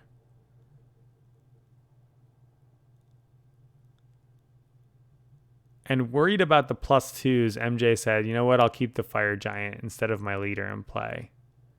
Oof. I somehow missed that play. That's expensive. Lord of Axes is one of those cards that is strong, and I have not figured out how to make it work. You have to be ahead and have people, be afraid. It's sort of like the come and stop me. If you can't come and stop me, I'm really gonna just run you over card, because it just gets so much extra value. But paying that 3 mana for it is expensive. Really adds up quickly here. MJ coming in with the Fire Giant here. That is spicy. I kind of wonder if MJ is actually hoping that it dies so they can use it again in round 3. I think that's a pretty common thing. Oh, I'm also forgetting that MJ has a discount and everything. So the Fire Giant was 3, the Eminence was 1, Lord of Axes is 2. That's better. That's definitely a lot better. I mean, obviously the Lord of Axes didn't end up really working out. But now I am understanding how MJ had that extra pillage point all the way back at Utgard several rounds ago, because Lord of the Axes gave the extra boost. Of course. This is what happens when the camera gets that one angle and you just can't see side of a board, right? Thanks for moving, MJ. Appreciate you. One thing I'll say about this table, by the way, is that the players seem to be having a bunch of fun. Like, you can see them moving around, commenting to each other. And I'm so deep in the tank when I play this game because there's just so much to pay attention to, I think. So I really appreciate the sort of like joviality that appears to be at the place there. I would not be that player. I'm not good enough for that. +0 there for the Fire Giant with a total dud combat card. Odin's tied again for random combat shenanigans, and Hanshi's going to win it pretty easily with the +6 here. That is super good for him because, hey, I will take these 7 points. Everyone else just kind of dies. Loki's backstab, I guess, gives Bonds 2 points, really 3 for the dead person. This is one of those situations where I actually think triggering combat here was a mistake. Make it so that Hanshi has to do it because you're not getting a ton out of it. The delta that Bonds just got over Hanshi is negative, though positive over the other players. MJ says, yep, I can now summon the Fire Giant next turn. Brian gets to put more people back into play.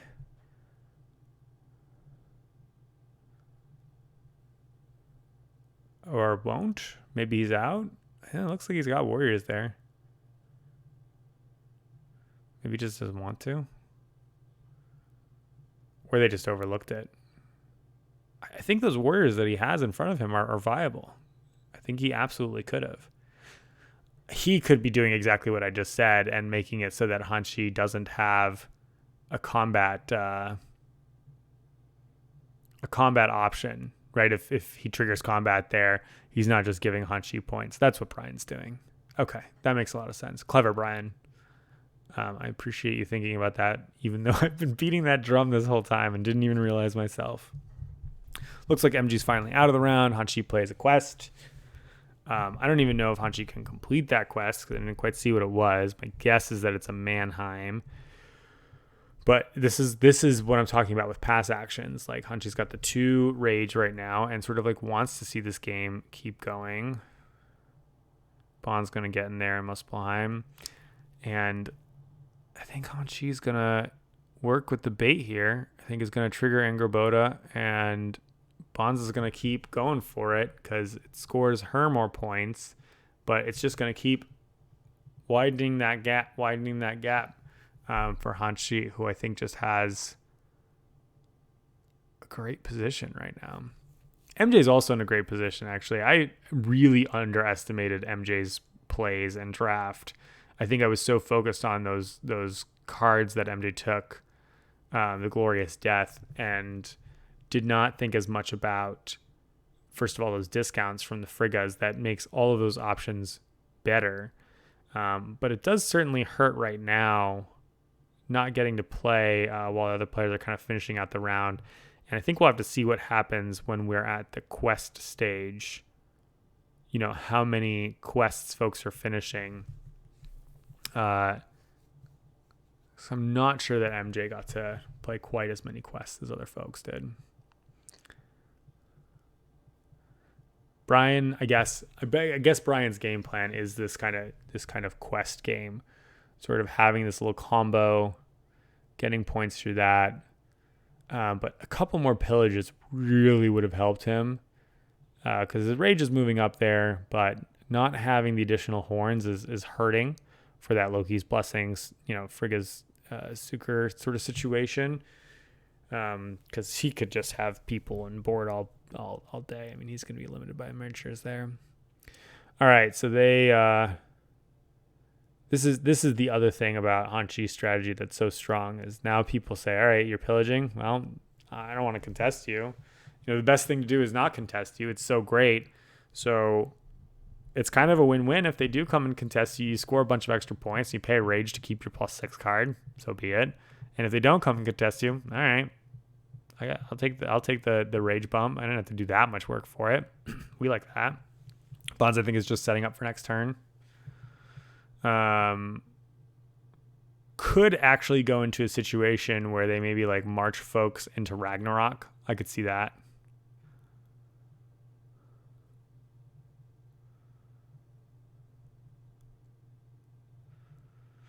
I'm realizing now all the way back from the draft that MJ taking that the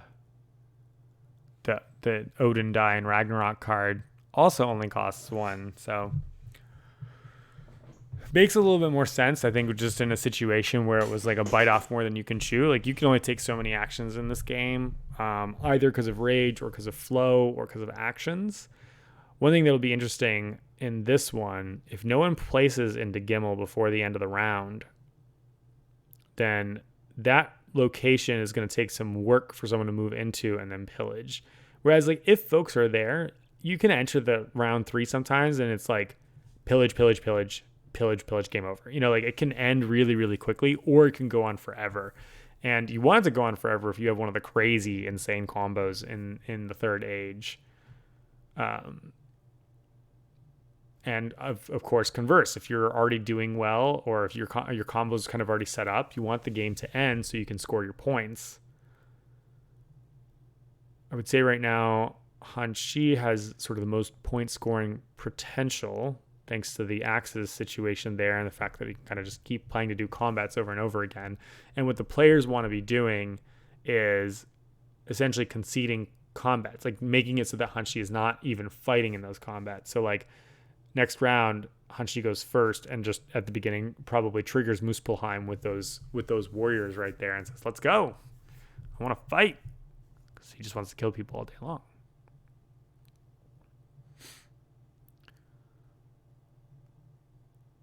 Looks like Brian's out for the round. I missed if that was just like a straight pass.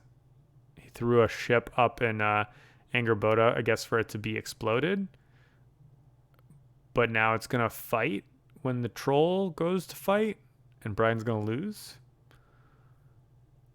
So I don't love that.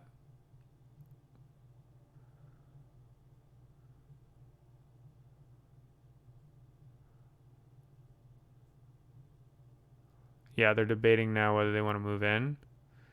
And Bonds at this stage kind of like might as well, right? Like Brian's going to get killed by this troll. We know that everyone knows Hanshi has a 6. Everyone knows that he can pay to keep it. He probably should pay to keep it because he wants to bring it into the next round with him. Oh, it's also going to trigger the end of the round when he pillages here, so why wouldn't he? So Bonds comes in and plays the steal. It steals 2. Ooh. Okay, so Hanshi instead chose to play Loki's Trickery here after he triggered it to get his troll killed. Now, he doesn't steal an energy or a rage because Brian doesn't have any rage.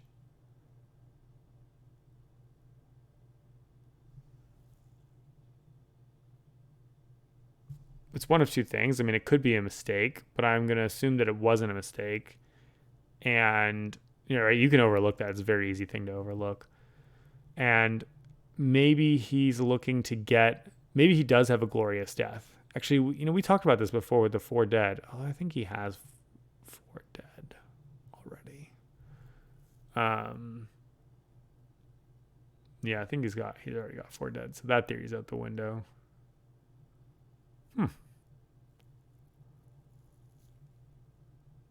Why not play the +6?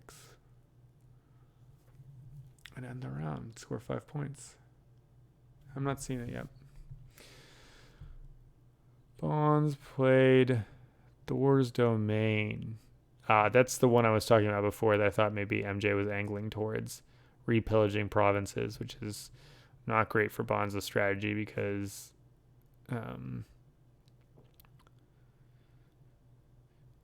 she doesn't have board presence, doesn't really like repillage. She doesn't even pillage places in the first place. I mean, she pillaged nothing this turn, literally nothing.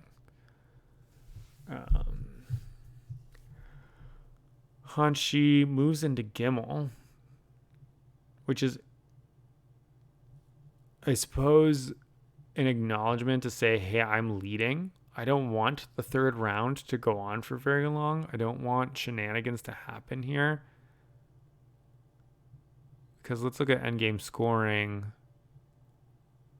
MJ and Hanshi are kind of like tied there, basically. Very close to tied, so it depends on what the quests look like. And Hanshi can kind of kill a couple places. It's also the other axe spot, so maybe it's really just about getting that last axe movement there. 2 discards here for Hanshi, 1 for Bonds. Yeah, we got to see what the scores look like and what the quests look like. But at this point, MJ and Hanshi, I think, are in the driver's seats. MJ's just got a really nice build out of board, a lot of extra points at the end of the game there, but really crud board presence and a handful of cool powers, 2 points per dead person. That's going to go and be relevant this turn and next turn. Fire Giant that can come into play next turn for full cost, unfortunately. Lord of Axes for when your leader comes out if they do manage to pillage. MJ is going to have a hard time essentially like playing catch up though. Like if the game ends soon, they're in trouble. Oh, okay, Hanshi moved over to Gimel because of the double Alfheim. That makes sense. Hanshi just has a very, very well developed board. Has Tier's Prowess, which I've already explained, I think is a very good card, and good cards that go with it. Pretty mediocre board presence as well, with just a couple warriors. Brian's got the best board presence. He has the really cool combo that he had from round 1. He also, I see, he had Fire Dragons when he put that ship out, so that ship's going to die and give him 8 points, which is also good because he needs to score some points. So Brian's actually quite in a solid spot too. Looks like he had completed 2 quests as well. Bonds, I think, is just straight up in last place. Too narrow focused on the Loki strategy, which worked for her in the semifinals. And unfortunately, that's made a situation where she's just kind of getting pummeled left and right.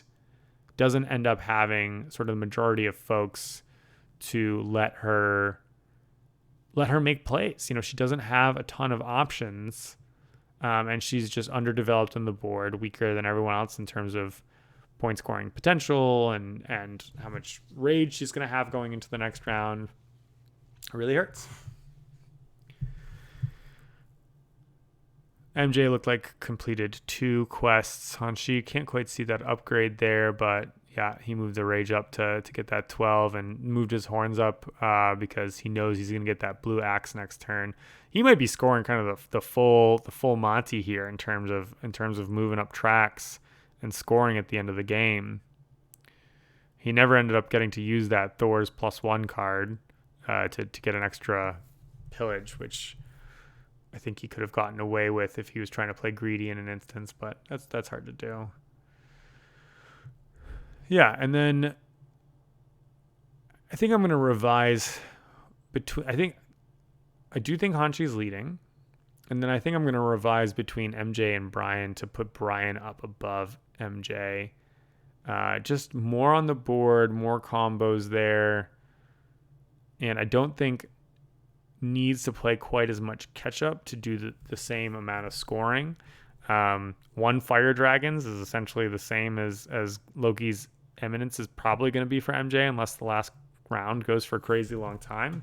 That being said, we are about an hour 45 into an almost 3-hour game. So maybe that last round is going to be a really long round. And I actually hadn't considered this, but MJ is also well behind on points right now. I mean, that's not a huge amount of points because it's 19 to the leader is 43.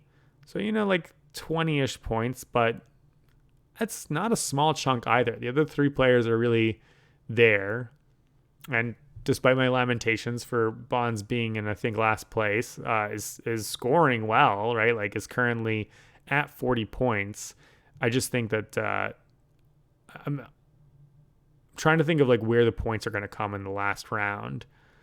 One of the things certainly is Loki's again. There's a unit in play.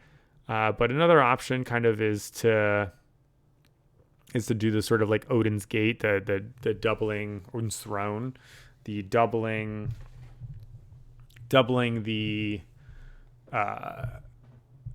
quests and then trying to complete a couple quests.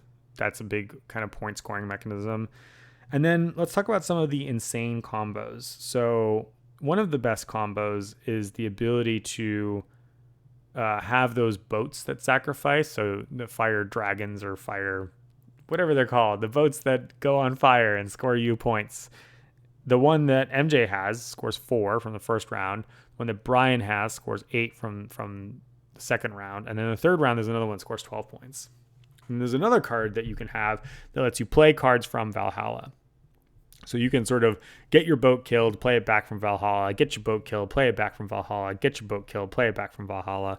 And there's a card that lets you sacrifice 2 units to go ahead and do that. So there's an entire vehicle that can be built with the right combination of cards where you can just kind of in and out, score 8, 12 points per round, essentially just repeating that process over and over and over again.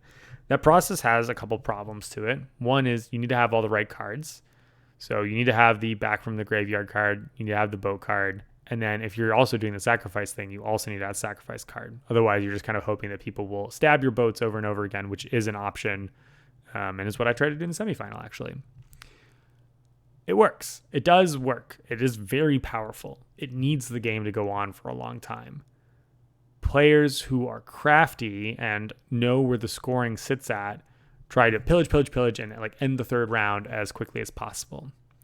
This board doesn't have anyone in Yggdrasil, so that does limit the speed of that, unless Bonds does something like play Dark Elf into Yggdrasil and then goes ahead and pillages it pretty quickly after that. I mean, obviously, I guess that's actually the same speed as someone marching over there. So I'm not totally correct in that. And Brian actually has this position where in Elvigar, because he's got the place locked down, the only way that someone can prevent him from choosing when the game ends is by putting a boat there and then trying to oust him. But he's got 6 strength. And so if he keeps any decent battle card, then he can essentially guarantee the game goes on for as long as he wants. Because he's kind of got that position on lockdown. And a lot of players are kind of in that position, right? Like Hanshi only has a couple of folks in play, but he's got a +6 that's rebuyable. And so he can just sort of say like, come at me. You want to fight here? Okay, I'll use my +6 and keep on retriggering that over and over again. That being said, obviously Fire Giant's in play, so Hanshi needs to be worried about that Fire Giant coming and smacking his peeps out of Gimel.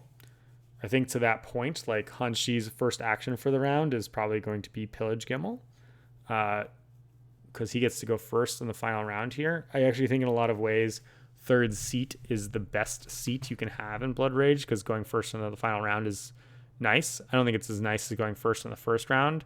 But like I said at the beginning, like it is good. Don't get me wrong, it is good. I just don't think it's as relevant as it is in like Agricola or something where turn order really, really matters. Most worker placements have, I think, a more severe strength curve for those kinds of things. Well, you know what? Since the players are going to take a pee break, I'm going to do exactly the same, and I'll see you back here when they come to sit down in just a second. Timing couldn't be better. All right. Here we are dealing out for the third round. I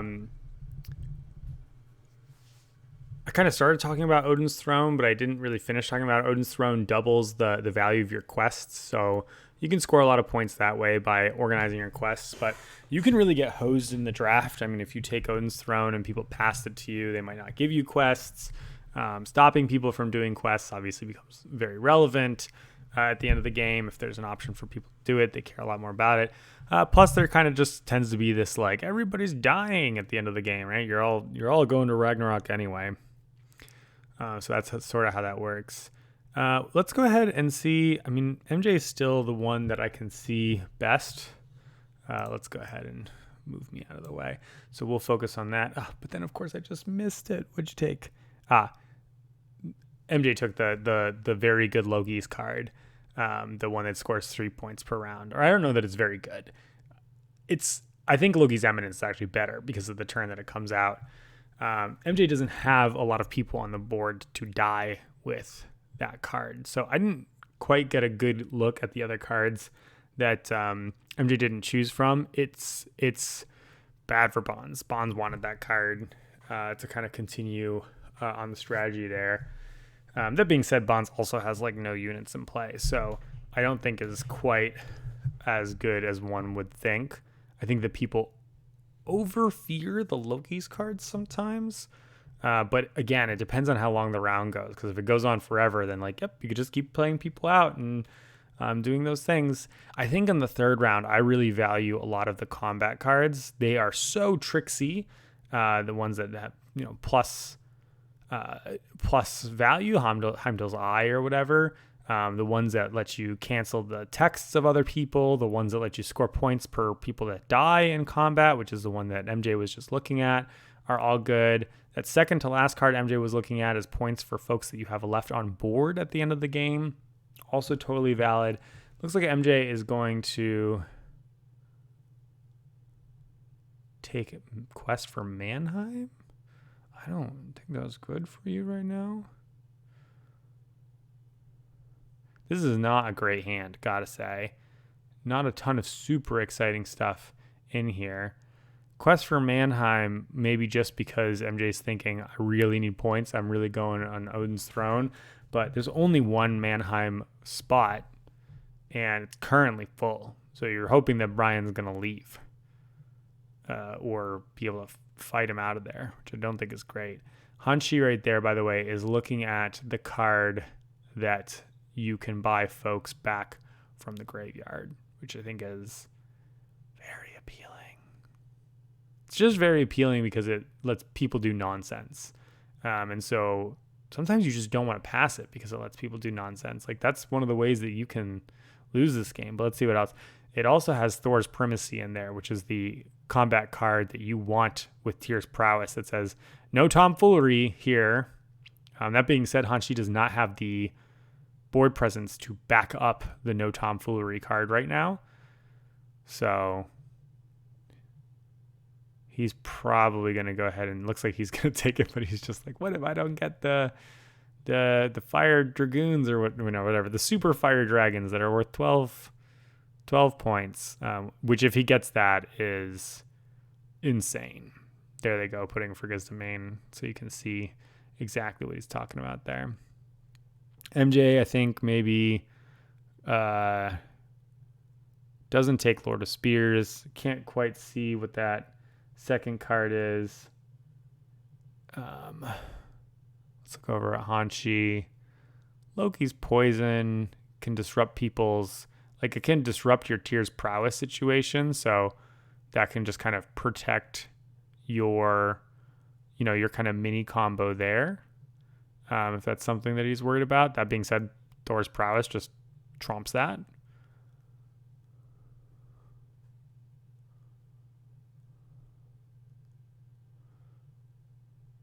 MJ decided to go again on Quest.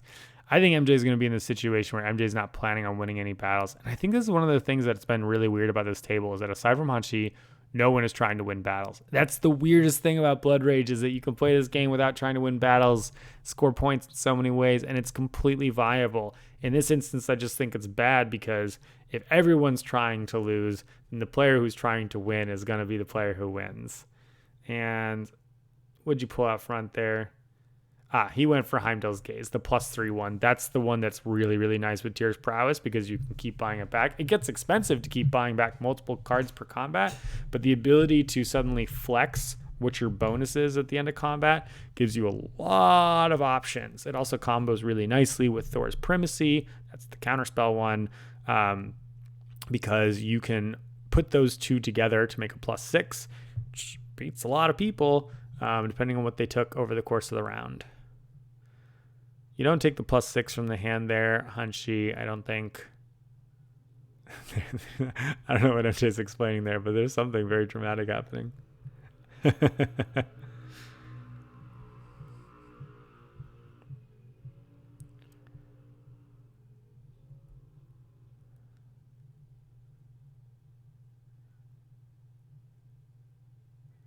Dying over there. He's thinking for a million years. It's too long to think.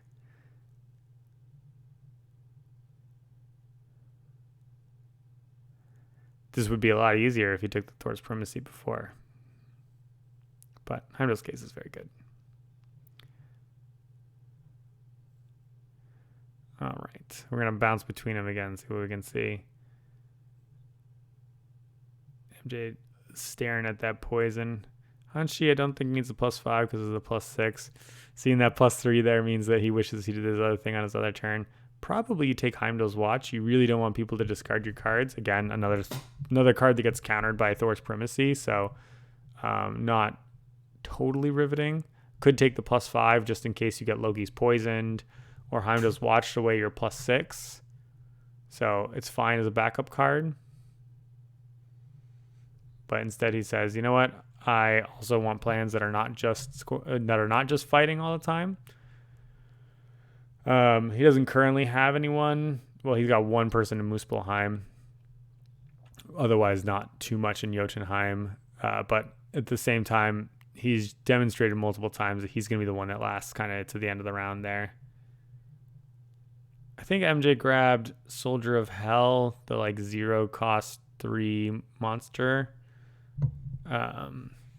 Which, if you have 12 power, is probably unnecessary. If that is indeed what MJ grabbed. I mean, it's still better than like playing a warrior because it's just an additional 3 strength. But you don't need it for the discount part of it. It's just a big meathead.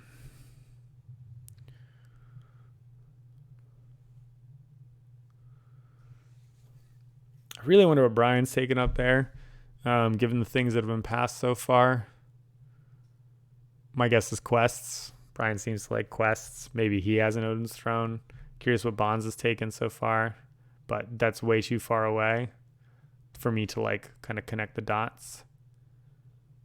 I didn't see what Hanshi grabbed.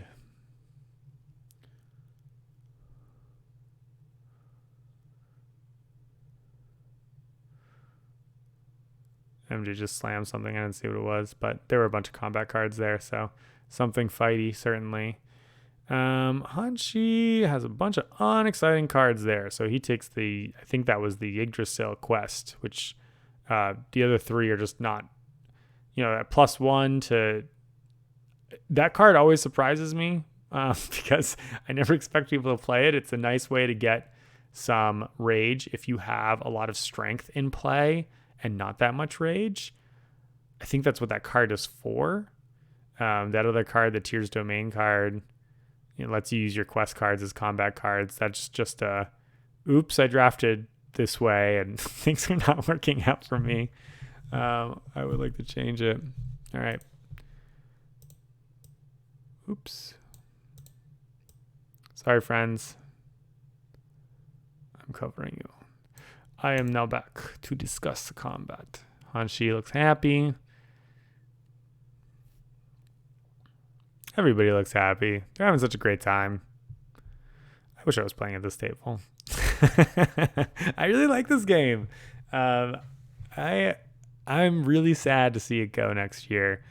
More so than the game that I won. I think that this is a really, really solid game. I mean, it requires you to be pretty nimble. I think the one thing that's bad about this game is that it's fun if all the players don't know what's going on, or if all the players do know what's going on, but one player who doesn't know what's going on can really ruin this game. It's not just the drafting part of it, which definitely is a part of it, just taking weak cards and feeding a player because you're always passing to the left, which is one of the bizarre rules in this game. How strange is it? I think just passing to the left is bizarre. But it is also because people will choose to join battles or not join battles or not initiate pillages or initiate pillages when they should or shouldn't. And like knowing the consequences of those dynamics can make a really big difference, especially in the first round of the game. Hanshi takes the free pillage in Muspelheim. That one makes sense because it's easier to contest by anyone playing anywhere except for Gimel.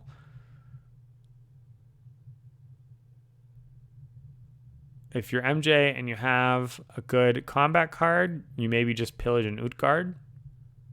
Yup. I don't know if MJ wants this game. Yeah, MJ unfortunately wants this game to go on for a long time. So I actually think Fire Giant and Gimel might have been the better play.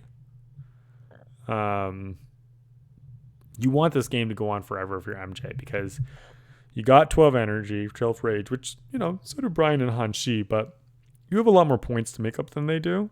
So you need to make sure that you're making up those points. And I don't think you do it by rushing the end of the game. I mean, currently MJ has more essentially potential end-game bonus point. Oh, no, that's not true. Hanshi's got more end-game bonus points there. Yeah, MJ is just in trouble.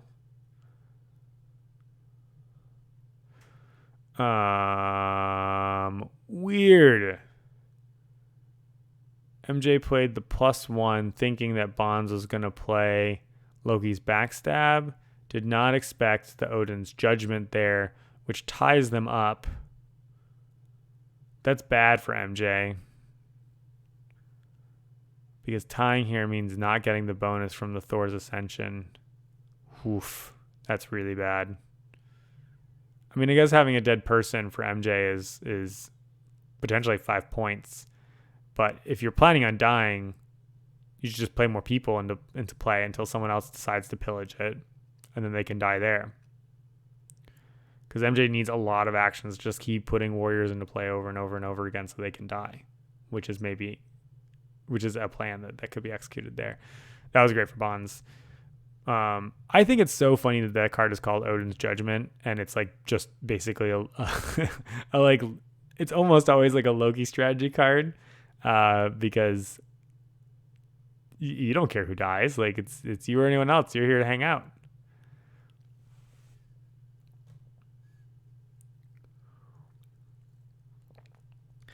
Bonds has nowhere exciting to pillage. This is one thing that's tough about her making explicit plays. I don't know what she's got in terms of quests, because if she has 2 quests that she's planning on completing, she actually doesn't want to really pillage anything at all. She's got 1 quest that she's planning on completing, then she wants to pillage either Yggdrasil or Horger so she can get that extra rage. Those 20 points for her. And like she is point leader right now.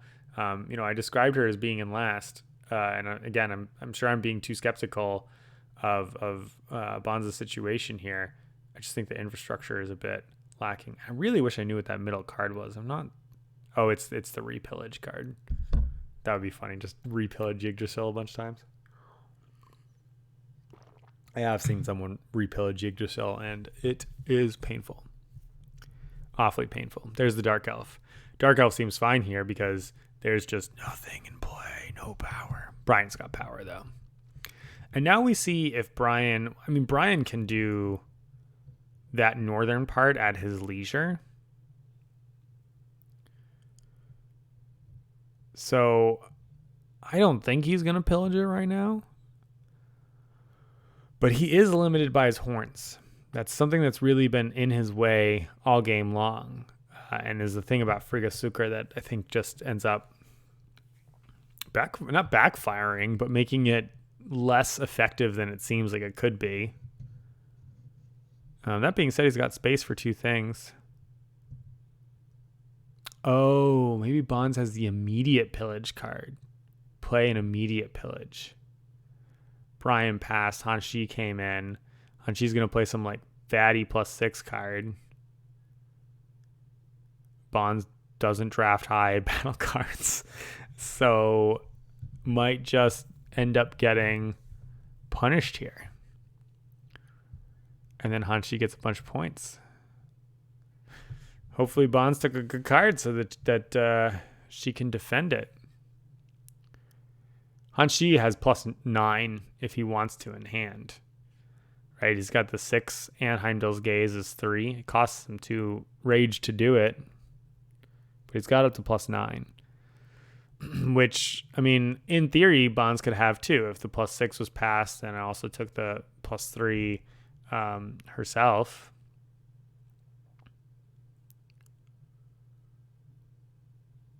It'd be messy. She also might have taken Loki's poison. Something like that would at least get some recompense, but she does not look happy to me right now. I think she thought she would maybe get away with it. Yeah, so she doesn't have the repillage. It's the fast pillage. I don't like the fast pillage card. It's great when it works, and it's really nice to like sneak play onto the board. I just find that there are not enough situations that it works in that it's a card that I'm going to draft. That being said, if it's like my very last drafted card and it gives you an option to like get cheeky here or there, yeah, cool. Right on. Okay, so Bonds is a +5. So that's 8 versus 5 here. Brutal, because he's going to play the Heimdall's Gaze to make it 8 and a tie.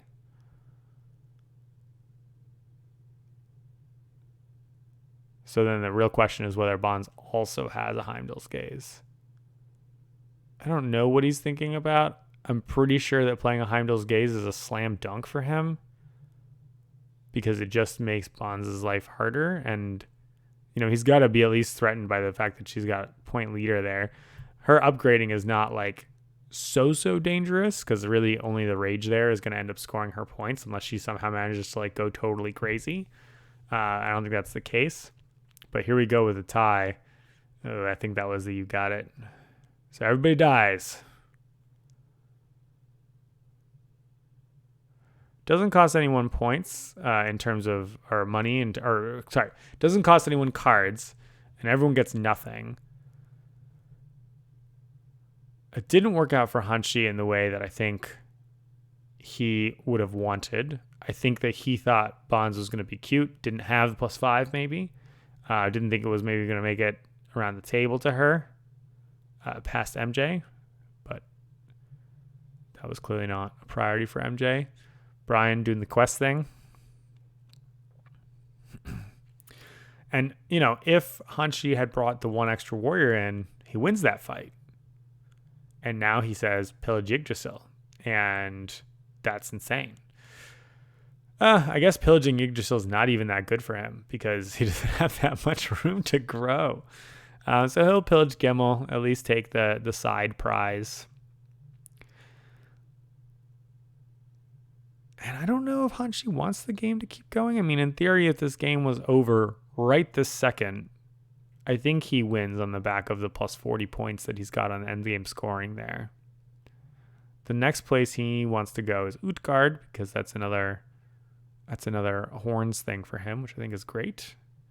And I didn't see his draft well enough to see if he has other point scoring mechanisms. But he just wants fights to happen. He wants fights to happen. He wants to trail his people into other people pillaging locations. That's the other thing about Tyr's prowess, by the way, that you can stop it, is just prevent them from getting to you. You know, pillaging locations where they're not near, filling them out. Bonds took the super fire dragons, which makes sense. That's 12 points if you can get it killed, which you definitely can if you put it in a Horger. I think that card is a pretty high draft at the end of the round. It can be very, very good if you build a combo, and it's just fine if you don't.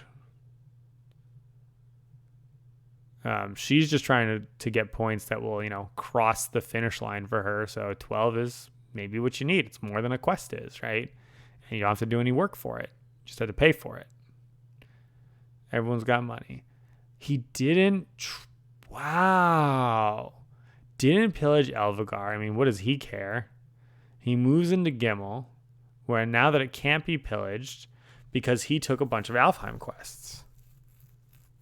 So he's got to be holding on to Odin's throne and like just Gimel. Like that would be my guess.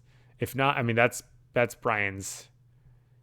It's got to be Brian's game plan. Hanshi really happy to see the opportunity to get into Horger there. He wants fights. Soldier of Hell coming out. probably also going into Horger just to strengthen up. I assume MJ is planning on doing that last pillage there for that last point. Yep. And this is where it's like, hey, it's great that you have 6 strength there. But if you don't have the battle cards to back it up, Hanshi is just going to slap you with the single warrior. +6. It just depends. That being said, it is much harder to play a +6 into a 3-way fight. Someone's gonna play the discard card, or someone's gonna play the Loki's poison card that steals it from you. So you're really incentivized to play Thor's Primacy, but it's only a +3, which isn't really gonna help him. Bond's doing that thing I don't love where it's the 2 people in the location so that they both die, because I don't think Bond's is a +5. So Bonds can win, but +5 with 3 strength into 6, not looking super good. You also, you know what MJ has passed you, but you don't know what MJ has taken. So Brian is taking the card that lets you sacrifice and upgrade. That's actually pretty decent for him, kind of depending on his quest situation, because it looks like he'll be able to get his horns and his rage all the way up to the top. And he can summon 2 people at a time, which means that sacrificing 2 people to upgrade one of your stats, much more viable for him. Which just kind of makes me wonder why he doesn't just summon people. Well, I think he's going to start summoning people into Elvigar. Hanshi into Utgard, which is what he really cares about. We're just getting people on the board. Everybody wants people on the board. This is a little bit what MJ wants to see, right? Like the opportunity for folks to get murdered, which you need time to like put people into play so that you can have them die, so that you can score many points for them.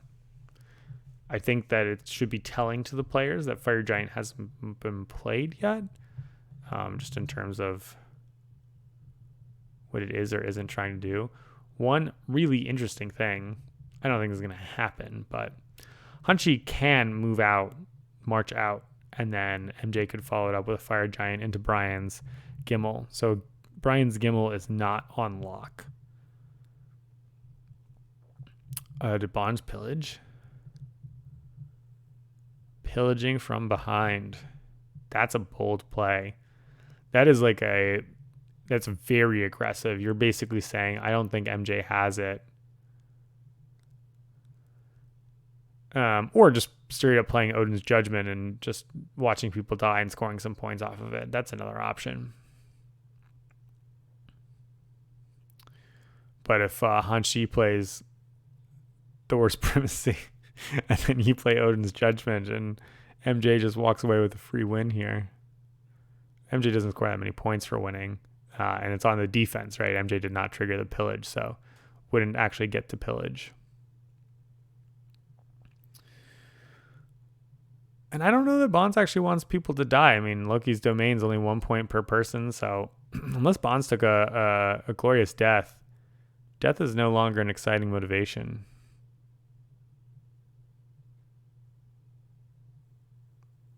I don't know what you're saying to me, Bonds. I'm sorry.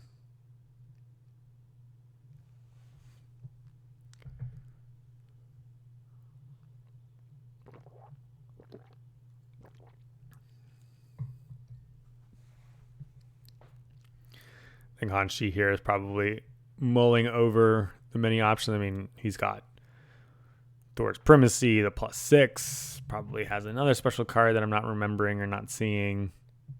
A lot of different stuff he could play there.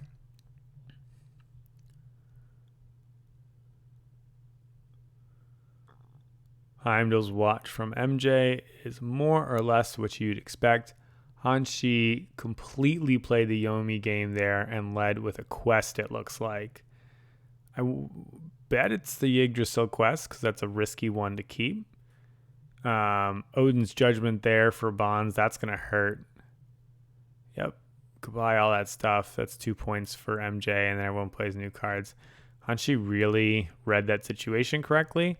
I did exactly that in my semifinal, and then the players did not play Heimdall's Watch in a 4-way fight, and that was brutal. That was the difference between winning and losing for me. So sometimes you play that level 2, bluff, counter bluff game, and sometimes you don't, and that was just a situation where Hanshi could have just played Odin's Primacy and let it happen, right? Or like blocks any of those, right? So I think he was essentially saying, I don't care about this fight, or I'll let you two blow each other's cards up because I don't want to see that card around anymore. I don't want to have to play around someone blowing me out with it. So in a lot of ways, that was a nice exchange for Hanshi. I think that was exactly what I want to see. And Plans has 2 Odin's Judgments. That is amazing.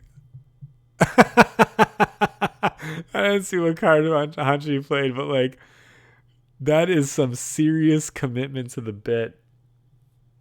I mean, that card got her across the finish line in the semifinal, so I get it. My guess is that he played Thor's Primacy there and threw the Heimdall's Gaze on top because that would make it +6. So it's a 7-7 tie between MJ and Hanshi. And again, you're seeing what I mentioned before, MJ not taking those battle cards, taking powers instead. And you can do cute stuff, but you get into these situations where it's just you are at the beck and whim of other players. Taking that Heimdall's Watch scored MJ 2 points and made other players discard a card. You don't want to be the target of that. That sucks. But at the same time, maybe taking some other cards would have allowed for some more options there. Looks like Hanshi actually played something better than a Heimdall's Gaze, but not quite enough to win the combat. So he maybe did play as +6, knowing that it wouldn't be discarded, although a Loki's Poison would have been pretty nasty. And then he's probably going to pay 2 Rage now to pick those cards right back up, which is really, really good for him because he just scores 8 points. Show me what the card was, Hanshi. Whatever. Yeah, I can't see it. He played something big enough. Yeah, if one of them plays Loki's Poison, it makes a really big difference if he doesn't play Thor's Primacy. And he knows that he passed it. That's how you break up the Tears Prowess combo in step 3 is you have to play Loki's Poison at the right time so they just can't keep buying the card back. That being said, he also needs to win. So if you play Loki's Poison and he doesn't win, if he plays the +6 there, he ties. So he's actually completely and totally safe when MJ plays the +1. So MJ would have needed to play Loki's Poison for that to work in that way. There Brian goes, Odin's Throne or Odin's Gate or whatever. It looks like a gate to me, even though I think it's supposed to be a throne. He's executing the plan as laid out.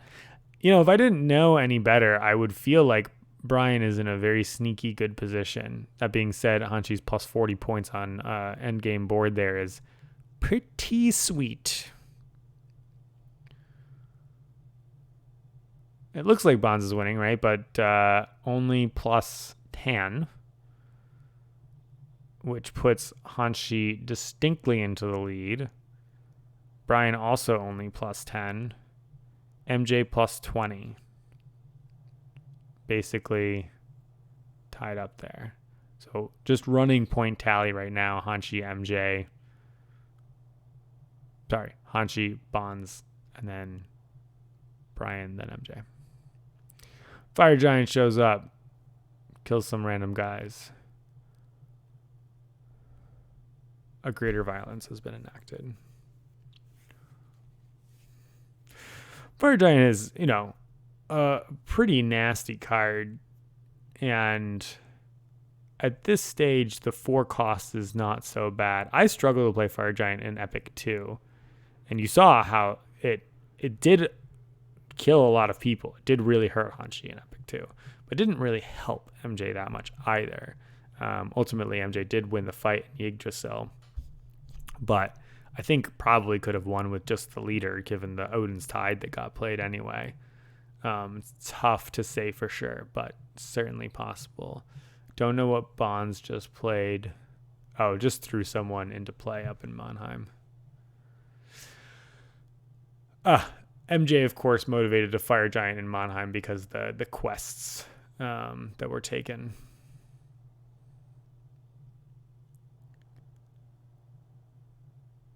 What do we got here? Valkyrie? Nope, just some people.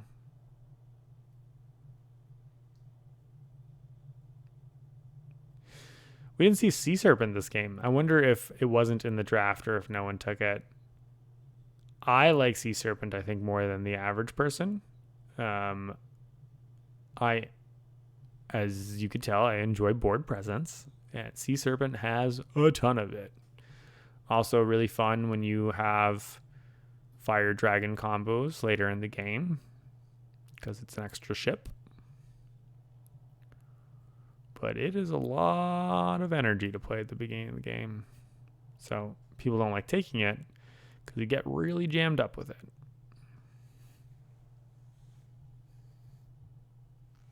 Questing. I also think Frost Giant, that are the big beastie you see on the right side there, doesn't come up into the game very often. It can be nasty when it does. Its power to like get a bunch of pillage points to get those extra endgame scoring is nice. But it's just, you got to play it. You got to then pillage. It's just a lot of work. And then people are like, "Ooh, we got to stop that guy because it's really good when you pillage." There just don't tend to be as many options to kind of cash in on that value. I think in those ways, Lord of Spears or whatnot is maybe one that people think is more exciting. Because it's less work. You already got a leader. Brian just doing the play my guys, murder my guys chain here. He wants that game to keep going so he can keep tapping that bag. And, to be fair, who's going to walk on the Yggdrasil right now? Maybe MJ with Fire Giant, but we know that MJ actually is motivated to keep Mannheim in charge with the quest. Maybe Hanshi because the card domination. But play out the quests, make the long-term plan, just wait and see what other people are doing. Seems like they're going to sit in for a while here. It's not going to be a short round 3. And, that's common. I think that it being a long round 3 is sort of the standard, even though there are fewer places, because most people have plans that they want to execute. And if you think about it, there's only one person who wants the game to end quickly, and it's the person who's winning or knows that they're winning. And people generally, I think, have fear about not winning. So sometimes all 4 players don't want the game to end because even the person who's winning isn't there. Of course, there's the problem that you might think you're winning and you're actually not. So occasionally, additional players want the game to end quickly. But in theory, most of the time, the majority of players are working against the end of the game rather than towards it. However, the end of the game is inevitable. Actions must be taken, places must be pillaged. I don't know, it's so exciting right now, but I missed the I missed something. Oh, there's combat.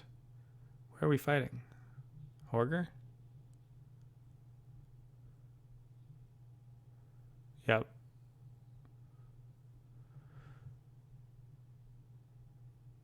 And that's 8 points for Hanshi. Yeah, it's a lot of points for him. That is what's so good about Tyr's prowess. You just keep saying, all right, fight, do with the card. Oh, and it looked like MJ was the one who triggered that. That's a mistake. I mean, I know that MJ is doing it because people go into the Valhalla is a good thing for MJ, but it's not as good as it is for Hanshi. It's not like burning him out of that energy is going to be a problem. I like Bonds' plan here. Bonds is playing a lot of quests as well. I wonder if Brian first picked the Odin's Throne or if Bonds just prioritized some quest over it. But Bonds basically says, I have crap infrastructure. I'm not going to win through any kind of like devious game plan here. So I am going to just try to score points through quests, through the Fire Dragon. It's a good plan. I like that plan. I just don't think it's enough because, you know, at this stage, Hanshi with 40 points is 20 points ahead of you. You're looking to make quite a gap there.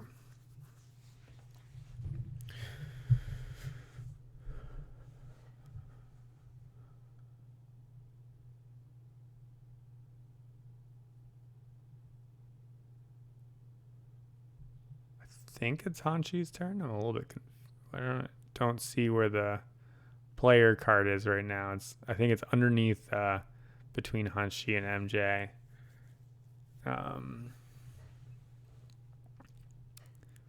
I guess he's debating what the long-term plan is here. I mean, the hilarious thing is he has these like free pillages and he basically doesn't want to do them. Utgard is a good pillage for him. It's plus 10 points. But Horger is nothing, and what he really wants is for people to fight him. Playing in Muspelheim there, I think, is just a way to slow Brian down. That being said, Brian's got a lot of rage. So it kind of almost feels like a pass. MJ playing into Utgard there feels like just giving Hanshi points. And yourself. I mean, I guess you're doing the thing where you're saying, hey, every one of my people that dies is 5 points, and every time you win a fight, it's 8 for you. Hanshi wins that, right? Like, but I don't know what else you do as MJ. You're probably just in trouble.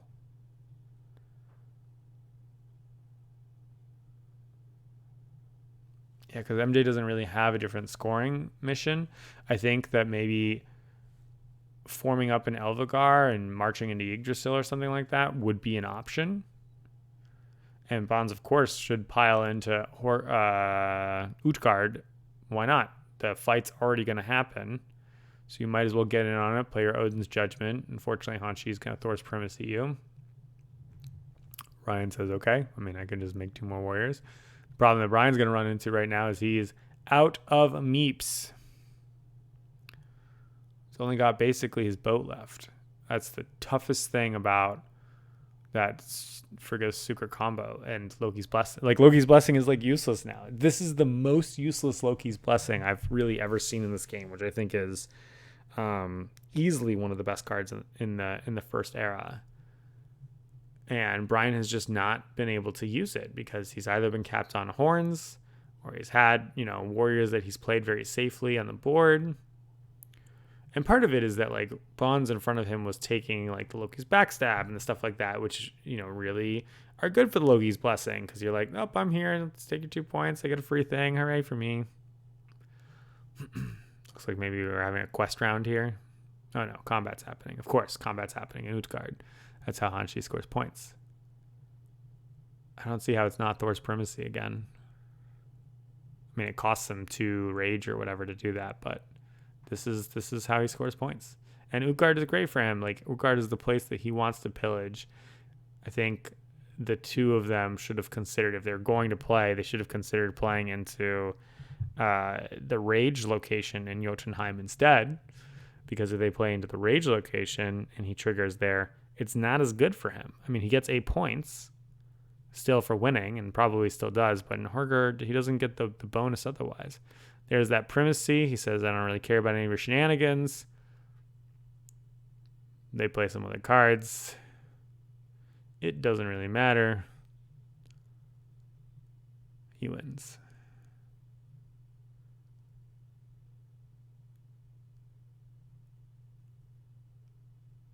Eight more points. Close the gap. That's Tyr's prowess. It's so good.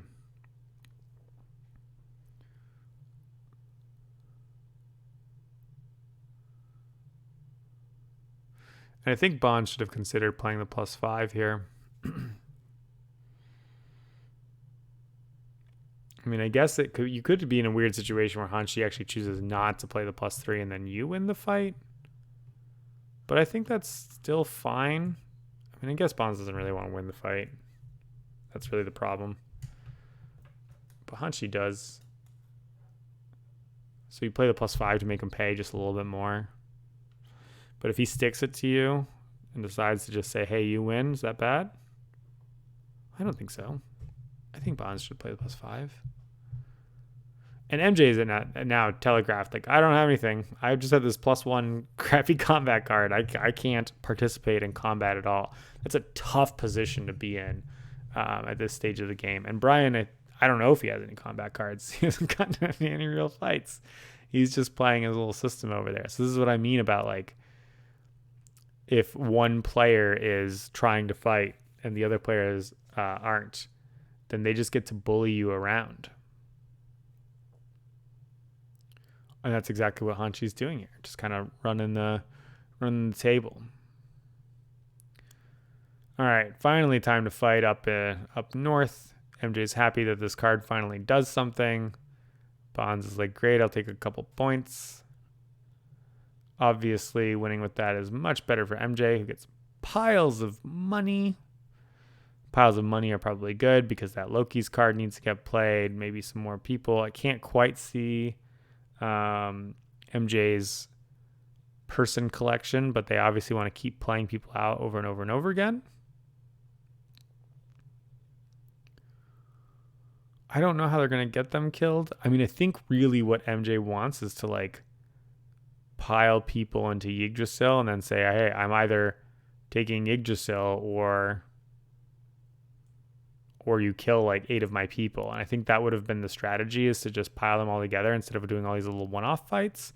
So like start summoning them in Muspelheim, summon extra people in Elvagar. But it's hard, it's slow, right? To just summon one person at a time. A lot of stuff happens in between turns.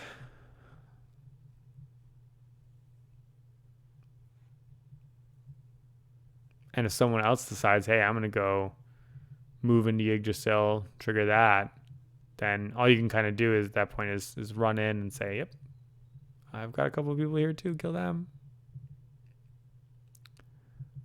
That being said, I still think that's the goal. So casual for a final table. It's great. I really respect it. I don't know that I could be like that. I like to think that I'm fun to play games with, but in tournament, I'm tournamenting.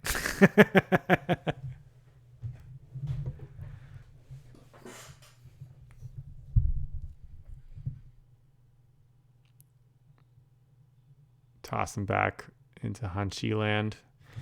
I think that's just more points for him, Bonds. I don't think you're supposed to do that. So maybe go where the troll is. Then you have the decision. Yeah. This is the problem that the strategy Bonds is employing has in this game, is now that people are in this stage where they're trying to trigger the end of their loops and just sort of like do their little combo, score their little points. Bonds is just waiting for people to score points. She has no power to end the game because she has nothing on the board, and every time she puts something, it's something like this where it gets into a fight. Horger, I think, it's just going to get stomped, and then Hanshi gets some points. But I guess she's maybe trying to incentivize him to push the game towards completion. I don't know if Brian is thinking in Yggdrasil that he wants to score. I mean, he does want to score all 3 of those. That is very nice for him. I don't know that he's thinking that he'll actually be able to succeed, or if he's hoping to sort of trigger combat, have folks come in and just have the Valkyrie kind of claim their glory points. Hanshi, I think, is hoping that Bonds will trigger the fight herself. Also, more people in Horger means more people that die in Ragnarok. So those are 4 points a pop. So that is also the case. Hanshi doesn't really have any like system left, right? Like his system is he has finished his game essentially. He's just there to get into a couple more fights whenever he can and meet his quests, which I didn't see what they were. And if he does that, then he's a happy camper. If he meets both of his quests, then he's got plus 60. He's got the full Monty at the end.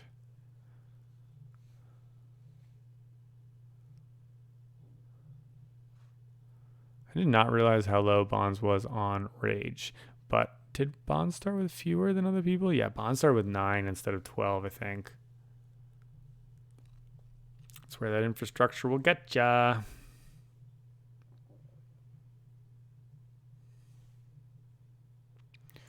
I don't know that this person matters much.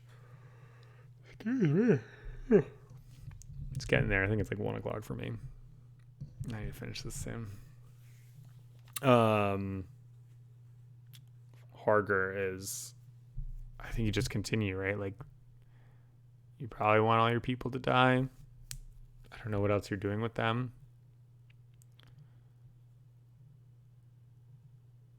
Oh, she must have paid. Oh, she paid 1 for a march. Why did she pay 1 for a march? Maybe she just doesn't know what else to do.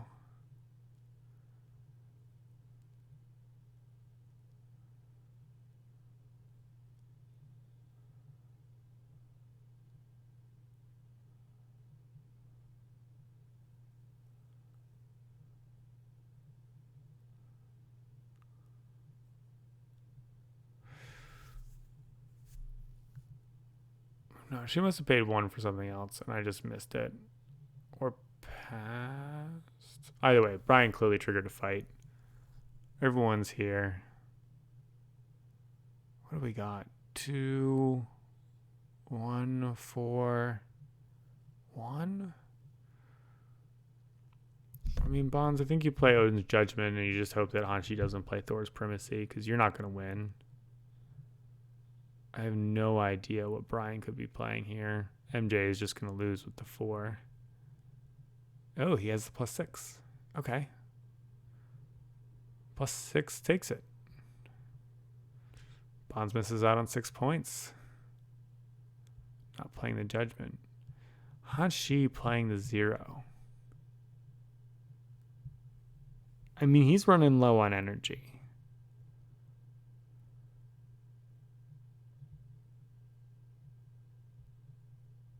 And maybe he's just okay. I don't get that. Because if Hanshi plays his big card,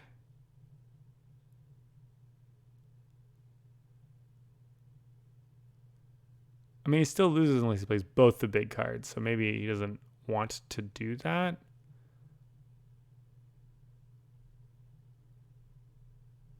But that's, I think, all he's doing to score points, unless I'm missing something. Could be that he's rocking a glorious death. He doesn't have that many dead people. That's a nice little score for Brian. Treating those 3 things, and then the glory. Yeah. 4 points there, plus 6 points for the Valkyrie.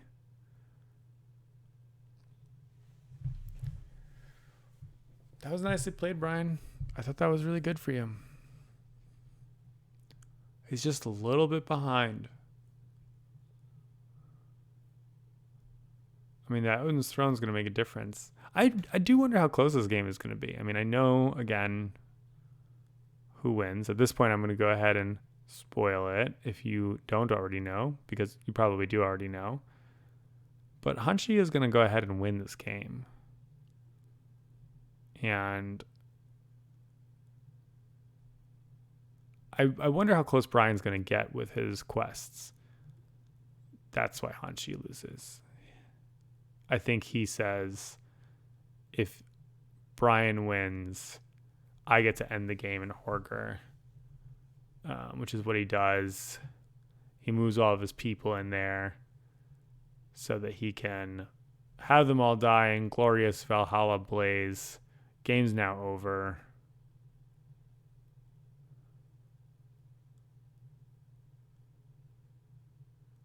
Yeah, that's going to be like 16 points for him. That's what it is. I still think he should have played Thor's Primacy to prevent any like shenanigans or points, right? Like if Bonds does score 6 from Odin's Judgment, I mean, maybe he's not concerned about that. But like Brian can't win unless he beats a 4 anyway, so it's not like Hanshi playing a +3 is going to make a huge difference there. But yeah, I mean, I guess Hanshi needs the game to end, right? Like there's absolutely no reason why he doesn't want the game to end. Double quest in Jotunheim's a nice draft for him. And Brian must have had some semblance of that because he passed him those cards. And he was taking all the other quests.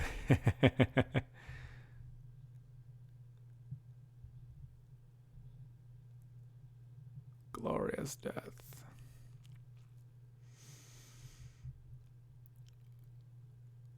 And yeah, Hanshi's got the full 60 there. Oh, and MJ didn't even play out the other Loki card. Waited too long. Did there too long. That's a huge chunk of points that are missing there. Ooh, that's bad. That's bad, MJ.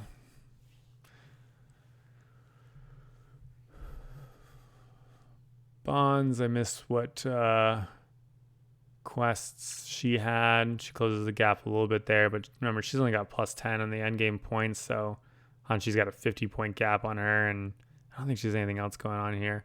Brian, I think, is at this stage the only real contender.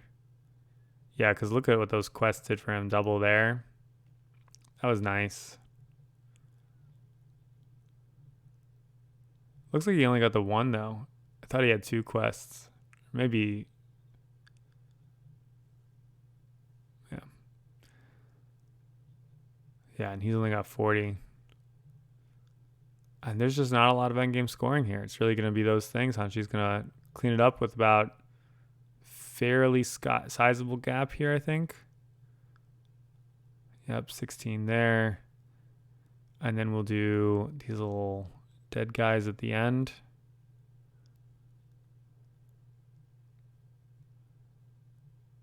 Does MJ end in last? MJ might end up sliding into last here. I think that that lack of playing Loki's Eminence is maybe, I don't know, can't quite tell, but maybe 15 points there, 12 points, something like that. Again, like MJ just didn't have enough people in play to die by the end. 1, 2, 3, 4, 5, 6, 18 points. So I'm curious to see what 18 different points will do. I mean, maybe one fewer person dies, so we could really say 13 points, because there'd be one fewer person, so also not the Loki's Eminence, something like that.